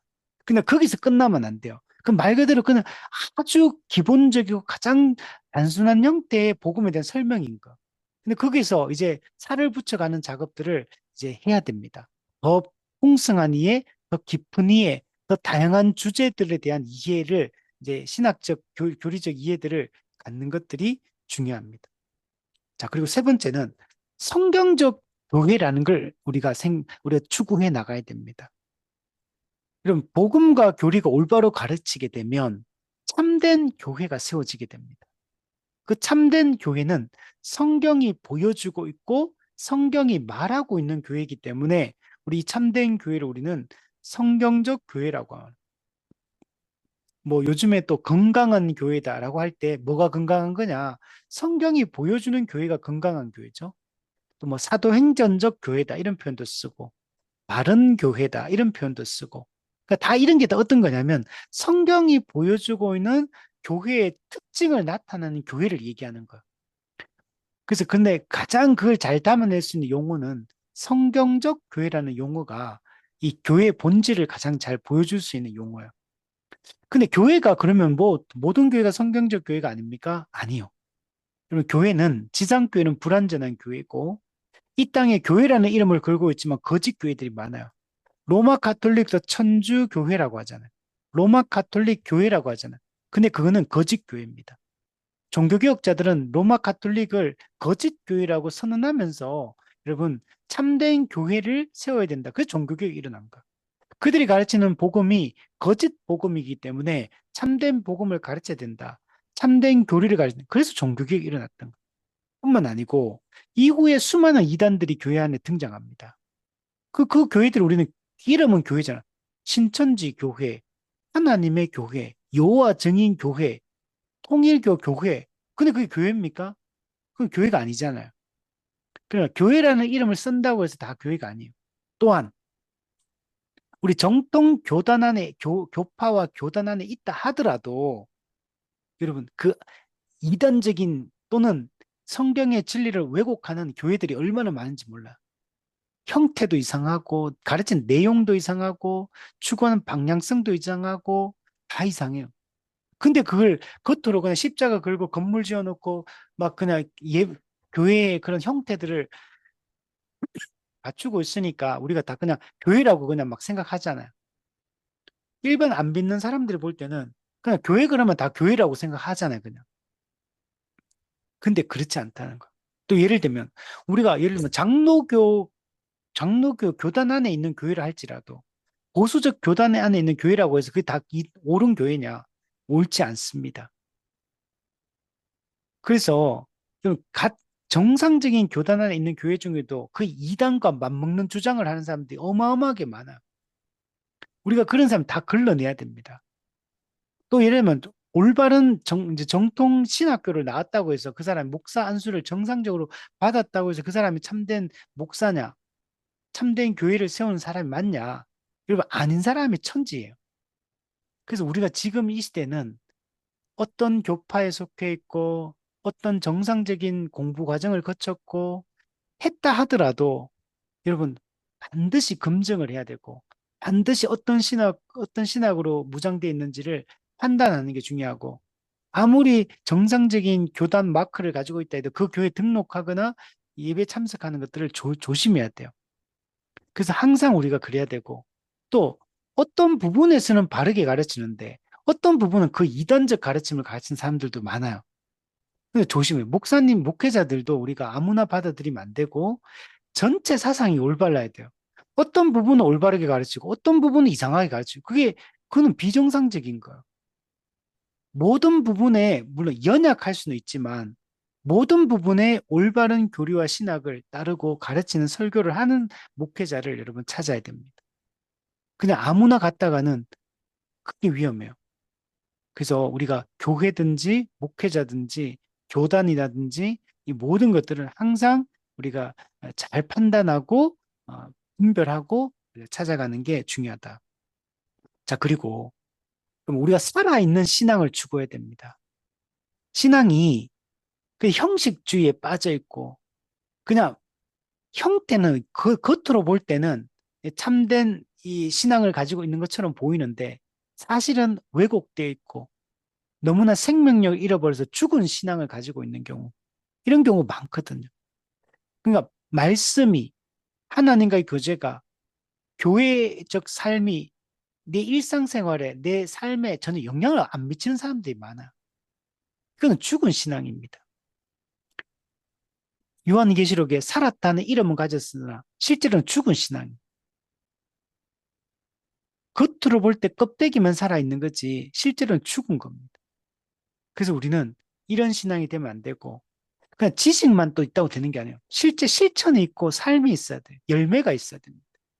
그래서 정말 살아있는 그런 신앙, 우리 경건주 시대 때 하나님에 대한 뜨거운 그 사랑을 가졌던 모라비안 교도들이 그 폭풍우 속에서도 하나님에 대한 신뢰를 잃지 않고 잠잠히 하나님을 찬양할 수 있고 그의 생명을 걸고 복음을 전하고 거룩하게 살아갔던 그런 우리 신앙을 가지는 것이 필요합니다.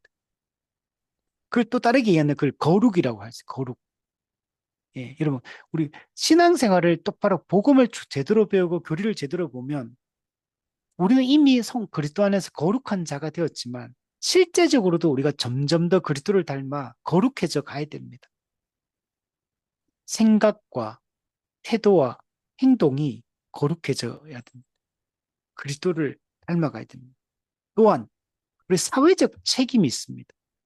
교회가 이 사회적 책임을 등한시하는 경우들이 있었거든, 시대별로. 근데 그러면 안 되죠. 그냥 우리가 종교적 활동만 열심히 한다고 되는 게 아니에요. 신앙은 진공 상태에서 이루어지는 게 아닙니다. 우리의 신앙생활은 이 타락한 이 세상의 한복판에서 이루어지는 것. 실제로 지금 마귀가 역사하고 있는 그리고 인간의 죄성과 재성이 만나서 갈등과 대립하고 전쟁하고 인간의 타락한 욕망이 부딪히는 이 현장 속에서 이루어지는 것. 여기는 가난의 문제가 있고 정의의 문제가 있고 빈곤의 문제가 있고 공정의 문제가 있고 부조리의 문제가 있고 수많은 문제점을 가지고 있는 이 현실 속에서 이루어지는 것. 이 속에서 우리는 정말 사회적 책임을 다해야 되고 우리가 이 사회를 온전히 완전히 변화시키지는 못해요. 그냥 우리 성도의 이 올바른 이런 생각과 태도가 삶이 이 사회 속에서도 이 사회의 문제와 이슈들에 대해서 우리 관심을 가져야 되고 그래서 뉴스도 우리가 잘 봐야 됩니다. 그냥 내 개인 신앙생활, 내 경건생활만 잘한다고 잘하는 게 아니에요. 우리가 가정에서도 직장에서도 학교에서도 이 사회 속에서도 또 한 국가의 국민으로서도 우리의 역할과 책임을 우리가 감당을 해야 됩니다. 그래서 정말 하나님 나라의 그 원리가 이 교회적 삶이 이 세상 속으로도 확장되어서 이 세상 속에서도 정말 하나님을 믿는 사람들의 그 선한 영향이 나타날 수 있도록 우리 살아가는 것이 중요하고 우리는 나 자신의 어떤 그것만 관심을 가지면 안 돼요. 우리는 신앙은 항상 이웃을 향해야 됩니다. 먼저 교회 안으로 그리고 교회 밖으로 항상 이웃을 향한 이런 이게 신앙의 아주 이제 거듭난 사람의 이 본질적인 모습이다. 이렇게 생각이 듭니다. 자, 실천적 위험, 형식적 신앙, 실천하지 않는 신앙, 교회 성장만을 추구하는 신앙, 또 실용주의만 따르는 이런 신앙, 교회가 그럴 수 있죠. 실용주의. 이런 것들은 우리 다 위험합니다. 그래서 이런 것들 우리가 잘 걸러내는 게 중요하다. 자, 그리고 우리 한국 교회 모습 또는 오늘 우리가 다니는 우리 교회 모습들에 대해서 한번 살펴보면 우리 한국 교회는 이 보수적인 신앙을 기본적으로 가지고 있습니다. 참 하나님의 은혜라고 생각되는데 이 초기에 미국, 그다음에 호주, 뭐 캐나다, 뭐 이런 데서 주로 선교사들이 많이 들어왔거든요. 그리고 물론 영국에서도 들어오고 또 유럽에서도 들어오긴 했지만 주로 이게 캐나다, 영국, 미국, 호주 여기서 많이 들어왔어요. 근데 여기서 이제 그 선교사들이 외국 선교사들이 들어왔을 때 대부분 다 신학적으로 어느 정도 보수적인 신학을 가지고 있는 사람들이었어. 그래서 그분들이 우리 한국에 들어와서 한국 교회가 이 보수적 신앙을 갖는데 이 도움을 많이 받았습니다. 물론 그들 중에는 종말론 부분에 있어서는 그들이 당시에 세대주의가 미국에서 아주 영향을 많이 미치고 있었기 때문에 이 종말론에 있어서는 세대주의 종말론 영향을 받은 그런 가르침을 가르쳤어요. 그래서 다른 부분에 있어서는 되게 보수적이고 개혁적인 이런 복음적인 이런 신앙의 가르침을 가르쳤는데 이 종말론에 있어서는 세대주의 종말론의 영향을 많이 받아서 그것을 많이 가르쳐서 우리 한국 교회가 종말론에 있어서는 많이 왜곡이 돼버렸어. 그래서 한국 교회 종말론 이단들이 전부 종말론 이단들이고 그런 이단들이 이렇게 많이 나타나게 된 배경이 이 세대주의 종말론의 그 영향을 한국 교회가 받았기 때문에 그런 겁니다. 근데 이거는 미국 교회도 그 당시에 1900년 초반에 그 세대주의 신학이 미국 교회에 아주 막 엄청나게 종말론 사상에 있어서 영향을 많이 미칩니다. 그 왜 그러냐면 원래 세대주의는 영국에서 1800년 초에 시작이 됐어요. 근데 영국에서는 별로 영향을 안 미쳤습니다. 근데 이 세대주의가 미국으로 건너가면서 미국에는 아주 큰 세력을 형성하게 돼요. 그럼 미국에는 왜 그러냐? 아까도 말했는데 미국의 자유주의 신학이 엄청 득세를 하다 보니까 복음주의자들이 자유주의 신학을 막아야 된다. 그래서 근본주의 운동이 일어납니다.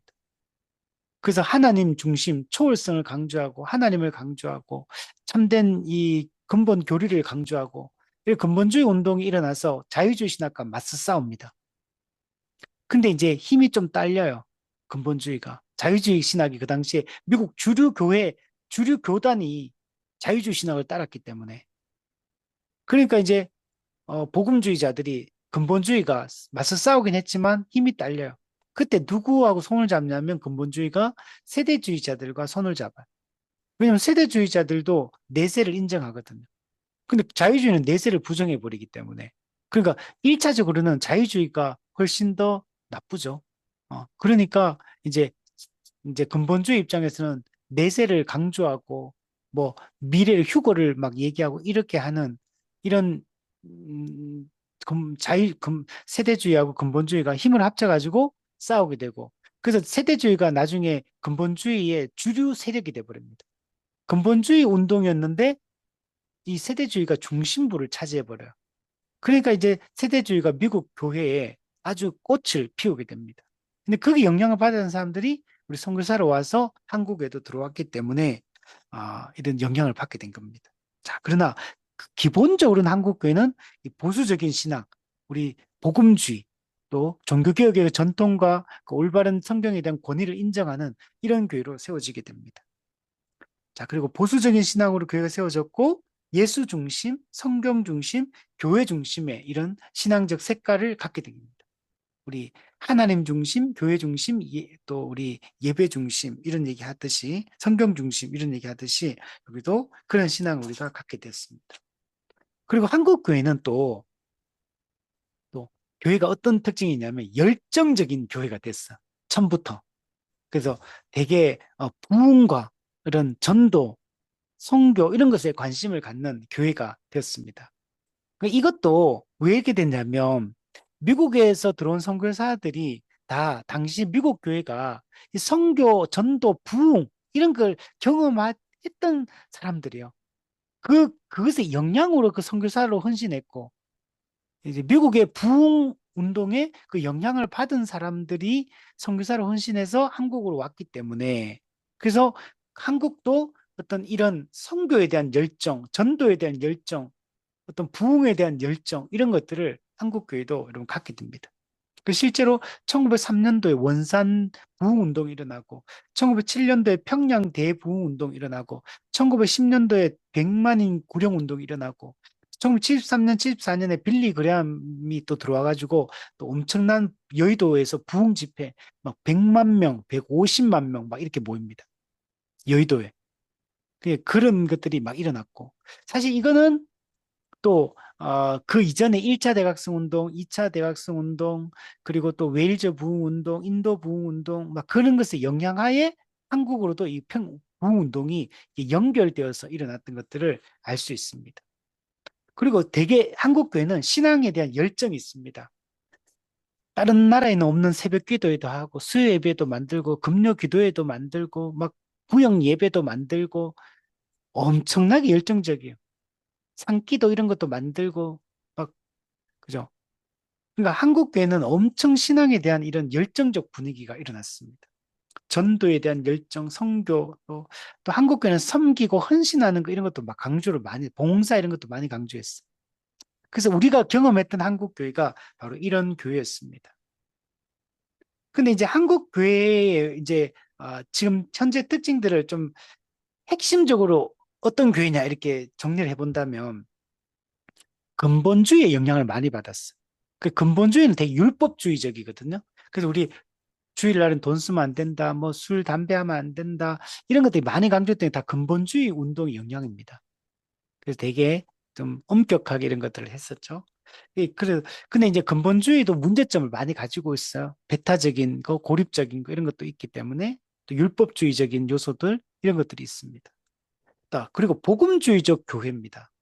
근데 복음주의는 어떤 거냐면 이 신복음주의를 얘기해요. 우리 종교개혁과 정통주의의 그 복음주의, 옛복음주의라기보다는 그는 20세기에 등장한 이 신복음주의 영향을 한국 교회가 많이 받아요. 그래서 신복음주의 운동을 받았기 때문에 그 개인 경건 훈련 이런 게 강조돼요. 말씀 보고 기도하고 또 전도하고 이제 이런 것들이 많이 강조됩니다. 그 개인 경건 활동 이런 것들을 많이 그것도 한국교회 이런 것을 영향을 받아가 학생 선교단체 IBF 뭐 CCC 이런 것도 다 이제 이런 것을 영향을 받은 거. 그 신복음주의적 영향 그리고 사회적 책임 이런 것도 또 좀 강조를 하기 시작했고 또 그러나 또 이제 신복음주의의 이 대중주의의 또 영향으로 너무 단순화시켜버려. 이 대표적인 게 CCC의 사형리 같은 거예요. 복음 전하는데 그 CCC 사형리처럼 아주 단순하게 전하는 이런 형태로 예, 복음을 설명하는 방식이 굳어져 버린 거예요. 깊이 있게 복음을 안 전하는 그냥 그냥 사회적 책임을 다하기 위해 선교를 위해서 복음 전도를 위해서 사람들에게 단순하게 접근해서 사람들이 이해할 만한 이 복음을 전하는 방식 이런 게 교회 안에도 똑같이 그렇게 형성되고 학생 선교 단체들이나 또 해외 파송 선교 단체들도 동일하게 그러니까 잘 준비된 깊이 있게 복음을 설명할 수 있는 이런 것보다는 그냥 전도 위해서 사람들에게 좀 핵심적인 것만 가르치는 이런 방식으로 접근해 들어갑니다. 그러니까 교리가 약해져지고 복음의 깊이가 약해지다 보니까 그리고 또 대중 전도를 위해서 노력하다 보니까 실용주의로 흘러가게 돼요. 그러니까 마케팅 교회가 등장하게 되고 이머징 처치가 등장하게 되고 이런 교회가 성경적 교회라기보다는 이 되게 어, 고객 필요 중심적으로 이렇게 좀 이런 쪽으로 많이 바뀝니다. 그리고 복음 교회 안에 이런 상담 심리라든지 경제학이라든지 뭐 이런 학문들이 되게 영향을 많이 미치게 됩니다. 사회학 이런 것도 영향 많이 미치고 그러다 보니까 정말 참된 복음을 붙들고 이렇게 설명하려고 한다기보다는 교회 안에 복음은 제대로 안 가르치면서 어떤 다른 뭔가를 통해 가지고 이제 교회를 세워가려고 하는 교회 성장을 예, 시키려고 하는 이런 흐름이 형성이 되게 됩니다. 그래서 이런 신복음주의 영향도 많이 받았고 또 이제 은사주의, 오순절 운동의 은사주의 그리고 또 신사도 운동으로 이렇게 영향을 많이 받았어요. 지금은 이 신사도 운동의 영향이 많이 나타나고 있고 그 교회가 좀 매우 좀 잘못된 방향으로 가는 측면들이 많이 생기고 있습니다. 그리고 또 개혁주의에 또 영향받아. 개혁주의는 옛복음주의를 얘기합니다. 정교개혁과 정통주의 때 이 올바른 교리와 진리를 가르치고 하는 이런 것의 영향. 이것도 있어요. 그러니까 근본주의, 신복음주의, 개혁주의, 또 이제 은사주의, 또 이런 신사도주의, 또 세대주의, 뭐 종말론, 뭐 이런 또 자유주의 신학이 또 영향을 받아서 또 하는 교회들도 있고 이런 다양한 이런 모습들의 영향을 한국 교회가 받고 있다라고 말할 수 있습니다. 자, 또 한국 교회는 역사는 되게 짧아요. 1884년도 우리 아펜젤러 뭐 언더우드 선교사 그 이전에 또 순교했던 토마스 선교사 뭐 이런 사람도 있지만 어쨌든 거의 이제 본격적으로 복음이 들어온 거는 1884년 이후부터요. 그래서 지금 그죠 한 103, 40년 정도 됐죠. 그 짧은 역사입니다. 교회사로 봤을 때는. 그러나 큰 성장을 이룬 게 한국 교회입니다. 그리고 한국 교회는 처음부터 사경회 중심으로 처음에 교회가 시작되면서 아주 영향력 있는 교회였어요. 그래서 민족 33인 중에 16명이 기독교인일 정도로 많은 영향을 미치고 교회가 아주 짧은 그리고 일제시대 때도 그 이제 독립운동을 진행할 때도 우리 기독교인들 교회 중심으로 이런 운동들이 많이 일어났던 것들을 확인할 수 있어. 그리고 처음에부터 학교를 세우고 병원을 세우고 문맹 퇴치를 하기 위해서 노력하고 또 뭐 이런 것들을 많이 시도를 했죠. 그래서 실제로 한국 사회가 근대화되는 데 있어서 이 교회와 또 해외 서양 선교사들의 영향들이 상당히 많은 영향을 끼쳤다는 것들을 알 수가 있습니다. 자, 그리고 큰 성장을 이렇게 이룬 것은 그냥 우리가 하나님의 절대적인 은혜다라고 이제 밖에 할 수 없죠. 자, 그러나 이 짧은 역사, 그리고 급속한 성장, 그러나 여기는 수많은 약점과 이 한계를 지니고 있습니다. 근데 한국 교회가 지금은 1900년 초반부터 한국 교회가 이제 정점을 찍고 내리막길을 걷고 있습니다. 그래서 한국 사회의 변화하고 한국 교회의 이 흐름하고는 정비례합니다. 똑같이 흘러가요. 그래서 이런 측면에서 봤을 때 한국 주류 전통이 보수적 이 주류 전통이 한국 사회와 이렇게 손잡고 이렇게 왔다는 것들을 알 수 있어요. 그래서 좀 이 부분은 우리가 좀 반성해야 될 지점입니다. 그래서 한국 교회도 진보적인 기독교가 있고 보수적인 기독교가 있는데 보수적 기독교는 개인 구원, 개인 경건 생활, 뭐 복음 전도 이런 데 힘을 썼고 이 진보적 기독교는 사회 운동을 많이 하고 또 이 민주화 과정 속에서 많은 이런 활동들을 하는데 좀 힘을 썼어요. 근데 이제 주류 이제 교회는 이제 보수적 기독교죠. 그래서 근데 또 한국 보수 기독교가 가지고 있는 또 약점들도 많아요. 예. 물론 복음을 좀 잘 지키려고 노력했다는 차원에서 분명히 강점이 있는데 또 여러 가지 또 이제 변질된 부분들이 상당히 많습니다. 그러니까 한국 교회와 미국 교회하고 매우 밀접하게 연관이 돼 있고 미국 사회 특징과 한국 사회의 이 특징이 되게 비슷해요. 예, 그 여러 가지 측면에서 신학적인 측면에서도 그렇고 이 정치적인 측면에서 그렇고 그래서 우리가 또 반성해야 될 지점들이 상당히 많습니다. 그리고 또 이렇게 급속하게 성장하다 보니까 이 복음의 진리가 깊이 있게 교회 안에서 제대로 가르쳐져서 이게 교리적으로 탄탄하게 세워져야 되는데 그 외적으로 성장은 엄청나게 많이 되는 반면에 이제 부흥주의를 따랐던 거죠. 그러나 아, 이제 교리적 토대가 약하다 보니까 급격하게 원래 세워지면 급격하게 무너지는 거거든. 그래서 그게 지금 현실로 나타나고 있죠. 그래서 한국 교회가 정점을 옛날에 1200만, 한국 사람의 4분의 1이 기독교인이다. 이렇게 했었잖아요. 그 25%잖아요. 실제로 막 국회의원들의 30%가 기독교인이고 막 지금도 여전히 높아요. 높지만 뭐 그리고 뭐 한국 사회에 주요 이런 자리에 기독교인들이 많고 기독교 영향력이 되게 세고 또 어, 학교 같은 경우도 기독교 재단 학교들도 많고 되게 영향을 많이 미쳐 병원들도 많고 이제 그러나 이제 한국 교회가 지금 이제 급격하게 지금 추락하고 있는 쇠퇴하고 있고 이제 고령화되었고 초고령화되어서 이제 한국 교회가 이제 불과 이제 얼마 안 남았어요. 이제 교회가 지금 젊은 사람들이 많이 없고 30, 40 세대가 교회에서 거의 뭐 이렇게 허리가 거의 끊어질 정도로 없어요, 지금. 없어서 이제 어른들 이제 10년, 뭐 길어야 20년 안에 거의 대부분 돌아가신다고 보면 한국 교회는 지금 이 흐름을 지금 끊어내지 않으면 10년, 20년 후에는 한국 교회는 거의 어떻게 될지 사실 장담할 수 없는 그 신학교육 이게 어디 나타나면 신학교에 신학생이 없어요. 신학교를 안 와요, 사람들이. 그러니까 이거는 좋은 지도자가 세워지지 않으면 좋은 교회는 꿈도 못 꾸거든요. 그러면 성도들이 올바른 가르침을 못 받게 되면 그럼 무조건 교리적으로 타락할 수밖에 없고 어떤 개인주의적 신앙생활로 갈 수밖에 없거든요. 근데 이게 지금 현실이 되고 있다. 그리고 이게 피부적으로 느껴집니다. 피부적으로 이거는 급격하게 이런 현상이 지금 되고 있기 때문에 지금 정신을 정말 차려야 될 때고 이제까지 해왔던 한국 교회가 걸어왔던 좋은 점들도 많이 있었지만 지금 이렇게 계속 가는 거는 한국 교회가 지금 실패하고 있는 거거든요.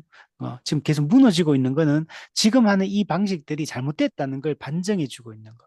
그래서 정말 제대로 지금 교회가 지금 우리가 가야 될 길을 지금 찾지 않으면 한국 교회는 이대로 가면 결국에는 무너지게 된다.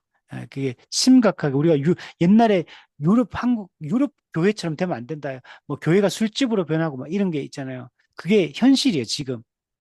그 말이 내포하고 있는 말은 한국 교회가 지금 그 전체를 그대로 지금 밟고 있기 때문에 지금 정신 차리지 않으면 안 되는 때다라고 말할 수 있어요. 그래서 다양한 약점들을 한국 교회가 가지고 있습니다. 형식적 신앙, 열정을 잃어버렸어. 예배도 잘 안 나오잖아요, 요즘에.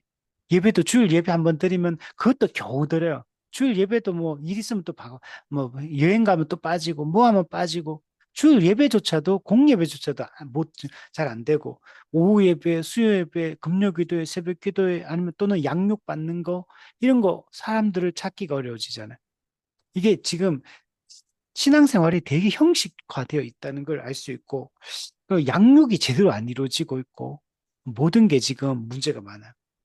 그리고 꾸준히 성경을 읽고 기도하는 사람들을 찾기가 어려운 시대입니다. 그리고 도덕적 심리 치료를 구원으로 치장하는 교회들. 예. 예. 이게 구원이라는 걸 죄로부터의 구원으로 이해하는 게 아니고 뭐 죄를 그냥 질병 정도 차원으로 이해하는 거. 그리고 심리 치료라고 심리적 접근을 하고 있고 이거 문제가 많아요. 한국 교회가 특히 기복주의, 세속적 복을 추구하는 사상이 완전히 이게 들어와 있죠. 아, 그러니까 이 신복음주의 마케팅 교회 특징이거든요. 이거 완전히 기복주의, 또 오순절 계통의 또 이 축복론 이런 것들이 예수 믿으면 다 복 받는다, 잘 된다 이런 사상들 영향으로 이런 기복주의 교회가 너무 많고 또 소비자 지향적인 현대 문화를 받아들이고 오락을 제공하는 마케팅 교회들. 네. 지금 신복음주의 영향으로 마케팅 교회가 지금 한국 교회의 주류를 형성하고 있죠. 그 대형 교회들은 대부분 다 마케팅 교회라고 보시면 됩니다. 물론 이건 큰 교회뿐만 아니고 작은 교회들은 그 능력이 안 돼가 못할 뿐이지 속으로는 다 똑같이 마케팅 교회를 추구를 하고 있어요. 그 고객 만족. 예.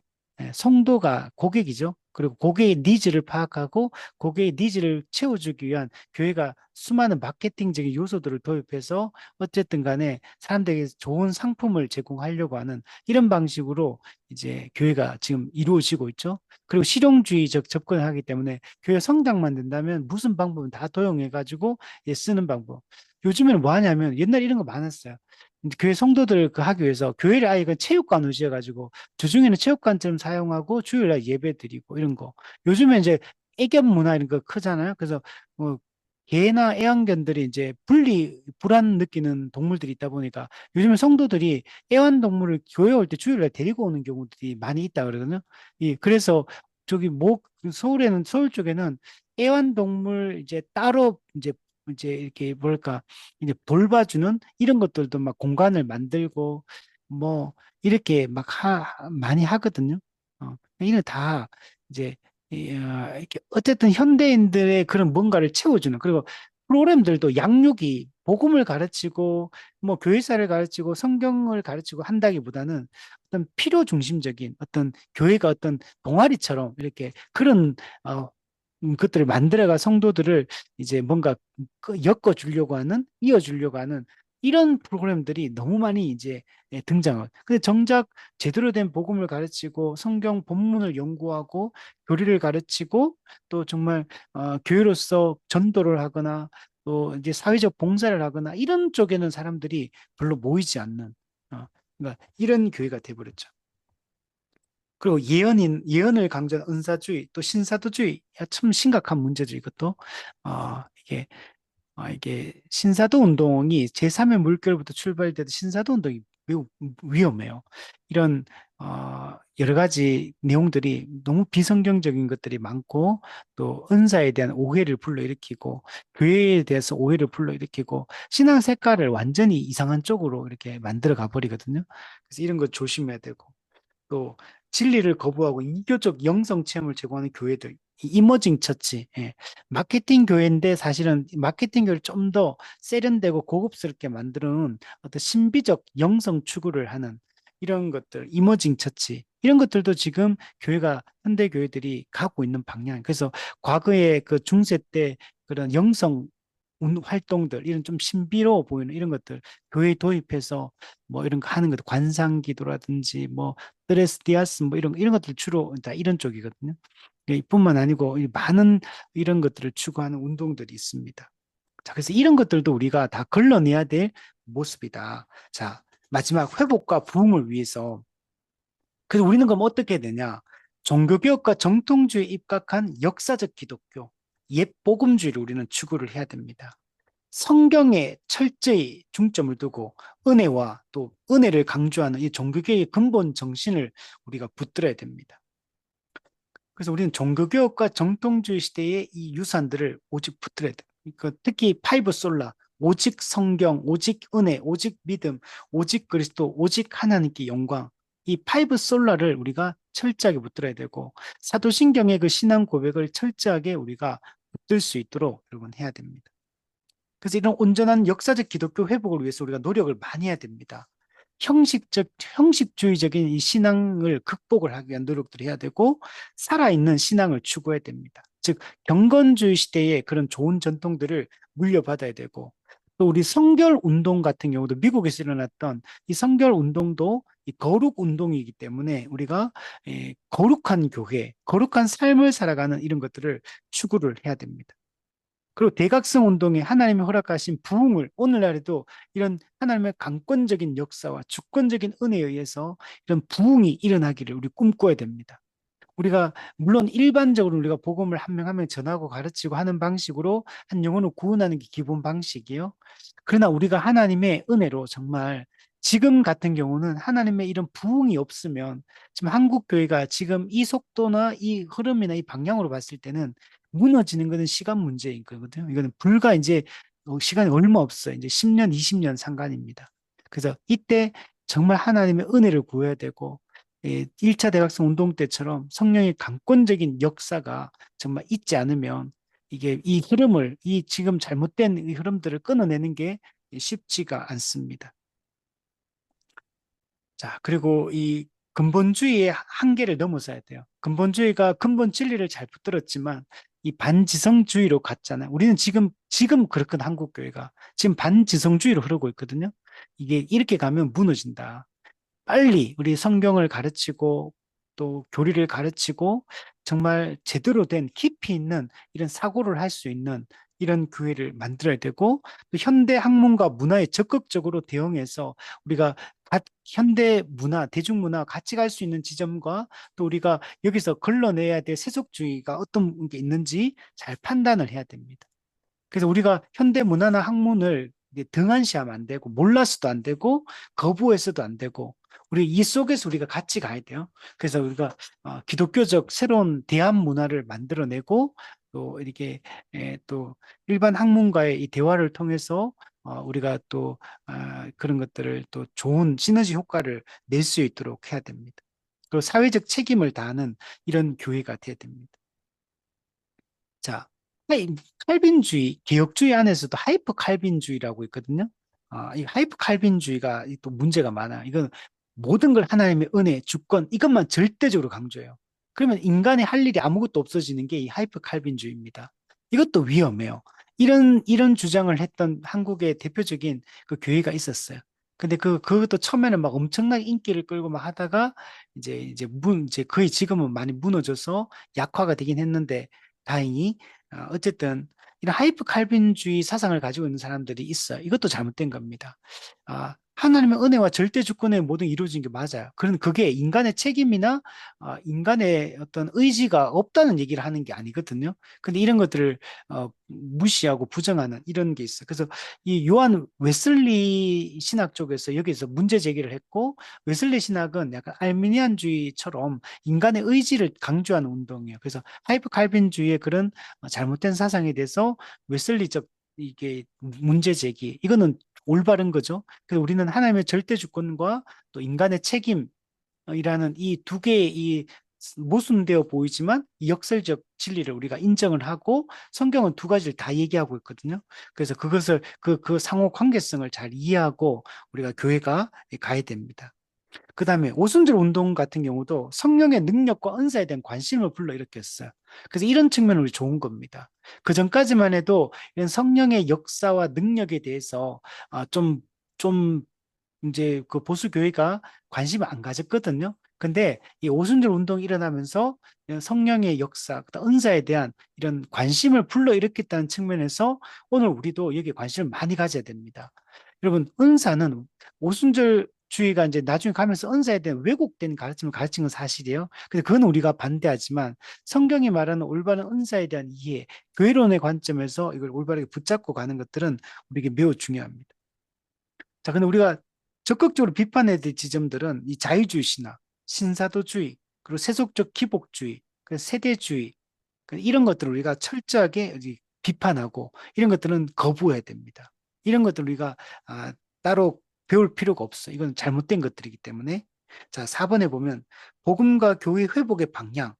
십자가 복음에 예수 십자가 복음에 기초한 참된 신학과 믿음을 우리 갖도록 노력을 해야 되고 하나님 나라 복음을 잘 가르치고 성경적 교회론을 추구를 해야 되고 살아있는 신앙, 이 교리와 삶이 조화롭게 이루어지는 이런 신앙을 추구하고 또 전도, 선교에 대한 열정을 가지고 사회적 책임을 다하는 이런 교회가 우리가 되어야 됩니다. 우리 밑에 보면 복음주의와 기독교의 미래라는 책의 그 내용을 보면 서구 사회도 더 이상 기독교 국가가 아니다. 다른 교회 사회와 마찬가지로 복음 전도가 점점 더 중요해졌다. 그렇죠? 그러면 유럽 사회는 처음에는 옛날에는 기독교 국가가 맞아요. 그러나 지금은 기독교 국가가 없습니다. 미국은 처음부터 기독교 국가가 아니었습니다. 그 처음부터 세속 사상에 의해서 세워진 나라였고 우리 한국도 마찬가지고 그래서 지금은 그 복음이 필요한 지역이 여러분 제3 삼지역 이런 데만 복음 필요한 게 아니에요. 오히려 지금 영국, 미국, 뭐 이런 유럽 사회, 오히려 기독교 인구가 거의 없잖아요. 그래서 물론 미국은 아직 그나마 좀 유지를 하고 있지만 그래서 그들도 그런데도 다 이제 선교의 대상이 돼버렸어요. 그래서 예전에 어떤 분이 그러더라고요. 선교사로 나간다 그러더라고요. 그래서 어느 지역으로 가느냐 그러니까 영국 선교 간다 하더라고요. 처음에는 그게 되게 어색하게 들리더라고요. 영국은 원래 선교사를 파송하는 나라였는데, 근데 지금은 영국으로 선교를 가고, 미국으로 선교를 가는 이런 선교사들이 이제 생긴 거죠. 이제 이런 시대가 된. 그래서 지금은 복음 전도가 모든 지역에 다 필요하다. 지금도 마찬가지. 미국 교회가 선교사 제일 많이 보낸 데가 한국 선교사가 엄청나게 나가면서 한국 선교사 파송이 뭐 거의 1등이 될 만큼 갔다가 지금은 한국에도 선교사를 안 보냅니다. 우리 신대원 동기 목사님 필리핀에 신대원 졸업하고 나서 한 2, 3년 후에 선교를 나갔는데 지금도 막내 선교사라 그러더라고요. 막내 선교사. 음. 그럼 아니 그 나이가 간지는 오래됐는데 나이가 젊은 선교사가 나이 어린 선교사가 안 들어온대요. 최근에 들어온 선교사 전부 다 은퇴하고 이제 직장 생활하다가 은퇴하고 이제 필리핀 이제 선교 들어온다 그러더라고.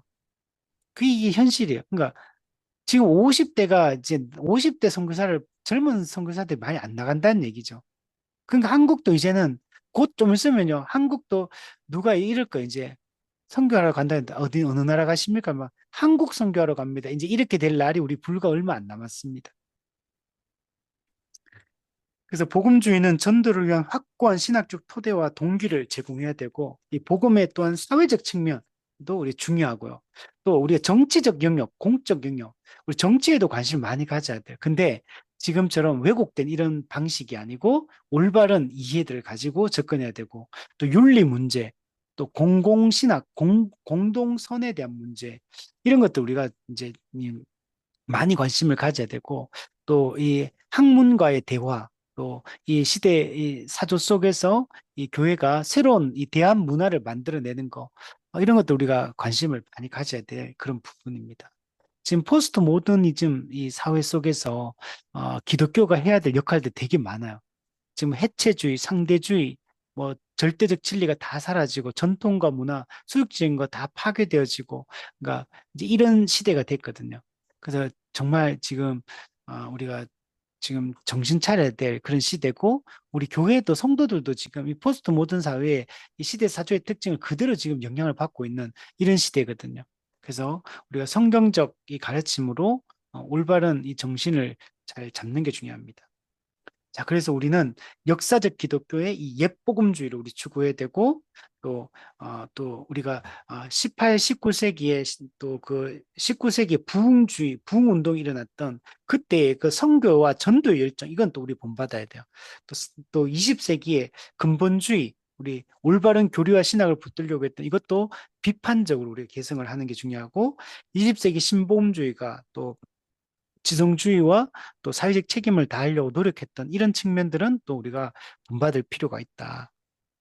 또 그래서 우리의 복음적 정체성은 우리는 이제 성경적 교회를 꿈꾸고 교회적 존재로서 성경적 교회를 꿈꾸고 가는 것 이것이 이 포스트 모더니즘 사회 가운데 우리의 대안이 교회가 참된 대안이 될 수 있다라고 말할 수 있습니다. 자, 그래서 결론적으로 우리는 역사를 존중하고 역사에서 우리가 많은 것들을 배워야 됩니다. 역사는 과거와 현재를 연결하는 겁니다. 그래서 과거와 이제 또 지금 미래와의 이 대화를 통해서 우리가 배워야 됩니다. 그래서 이게 우리한테 현재 중요하다.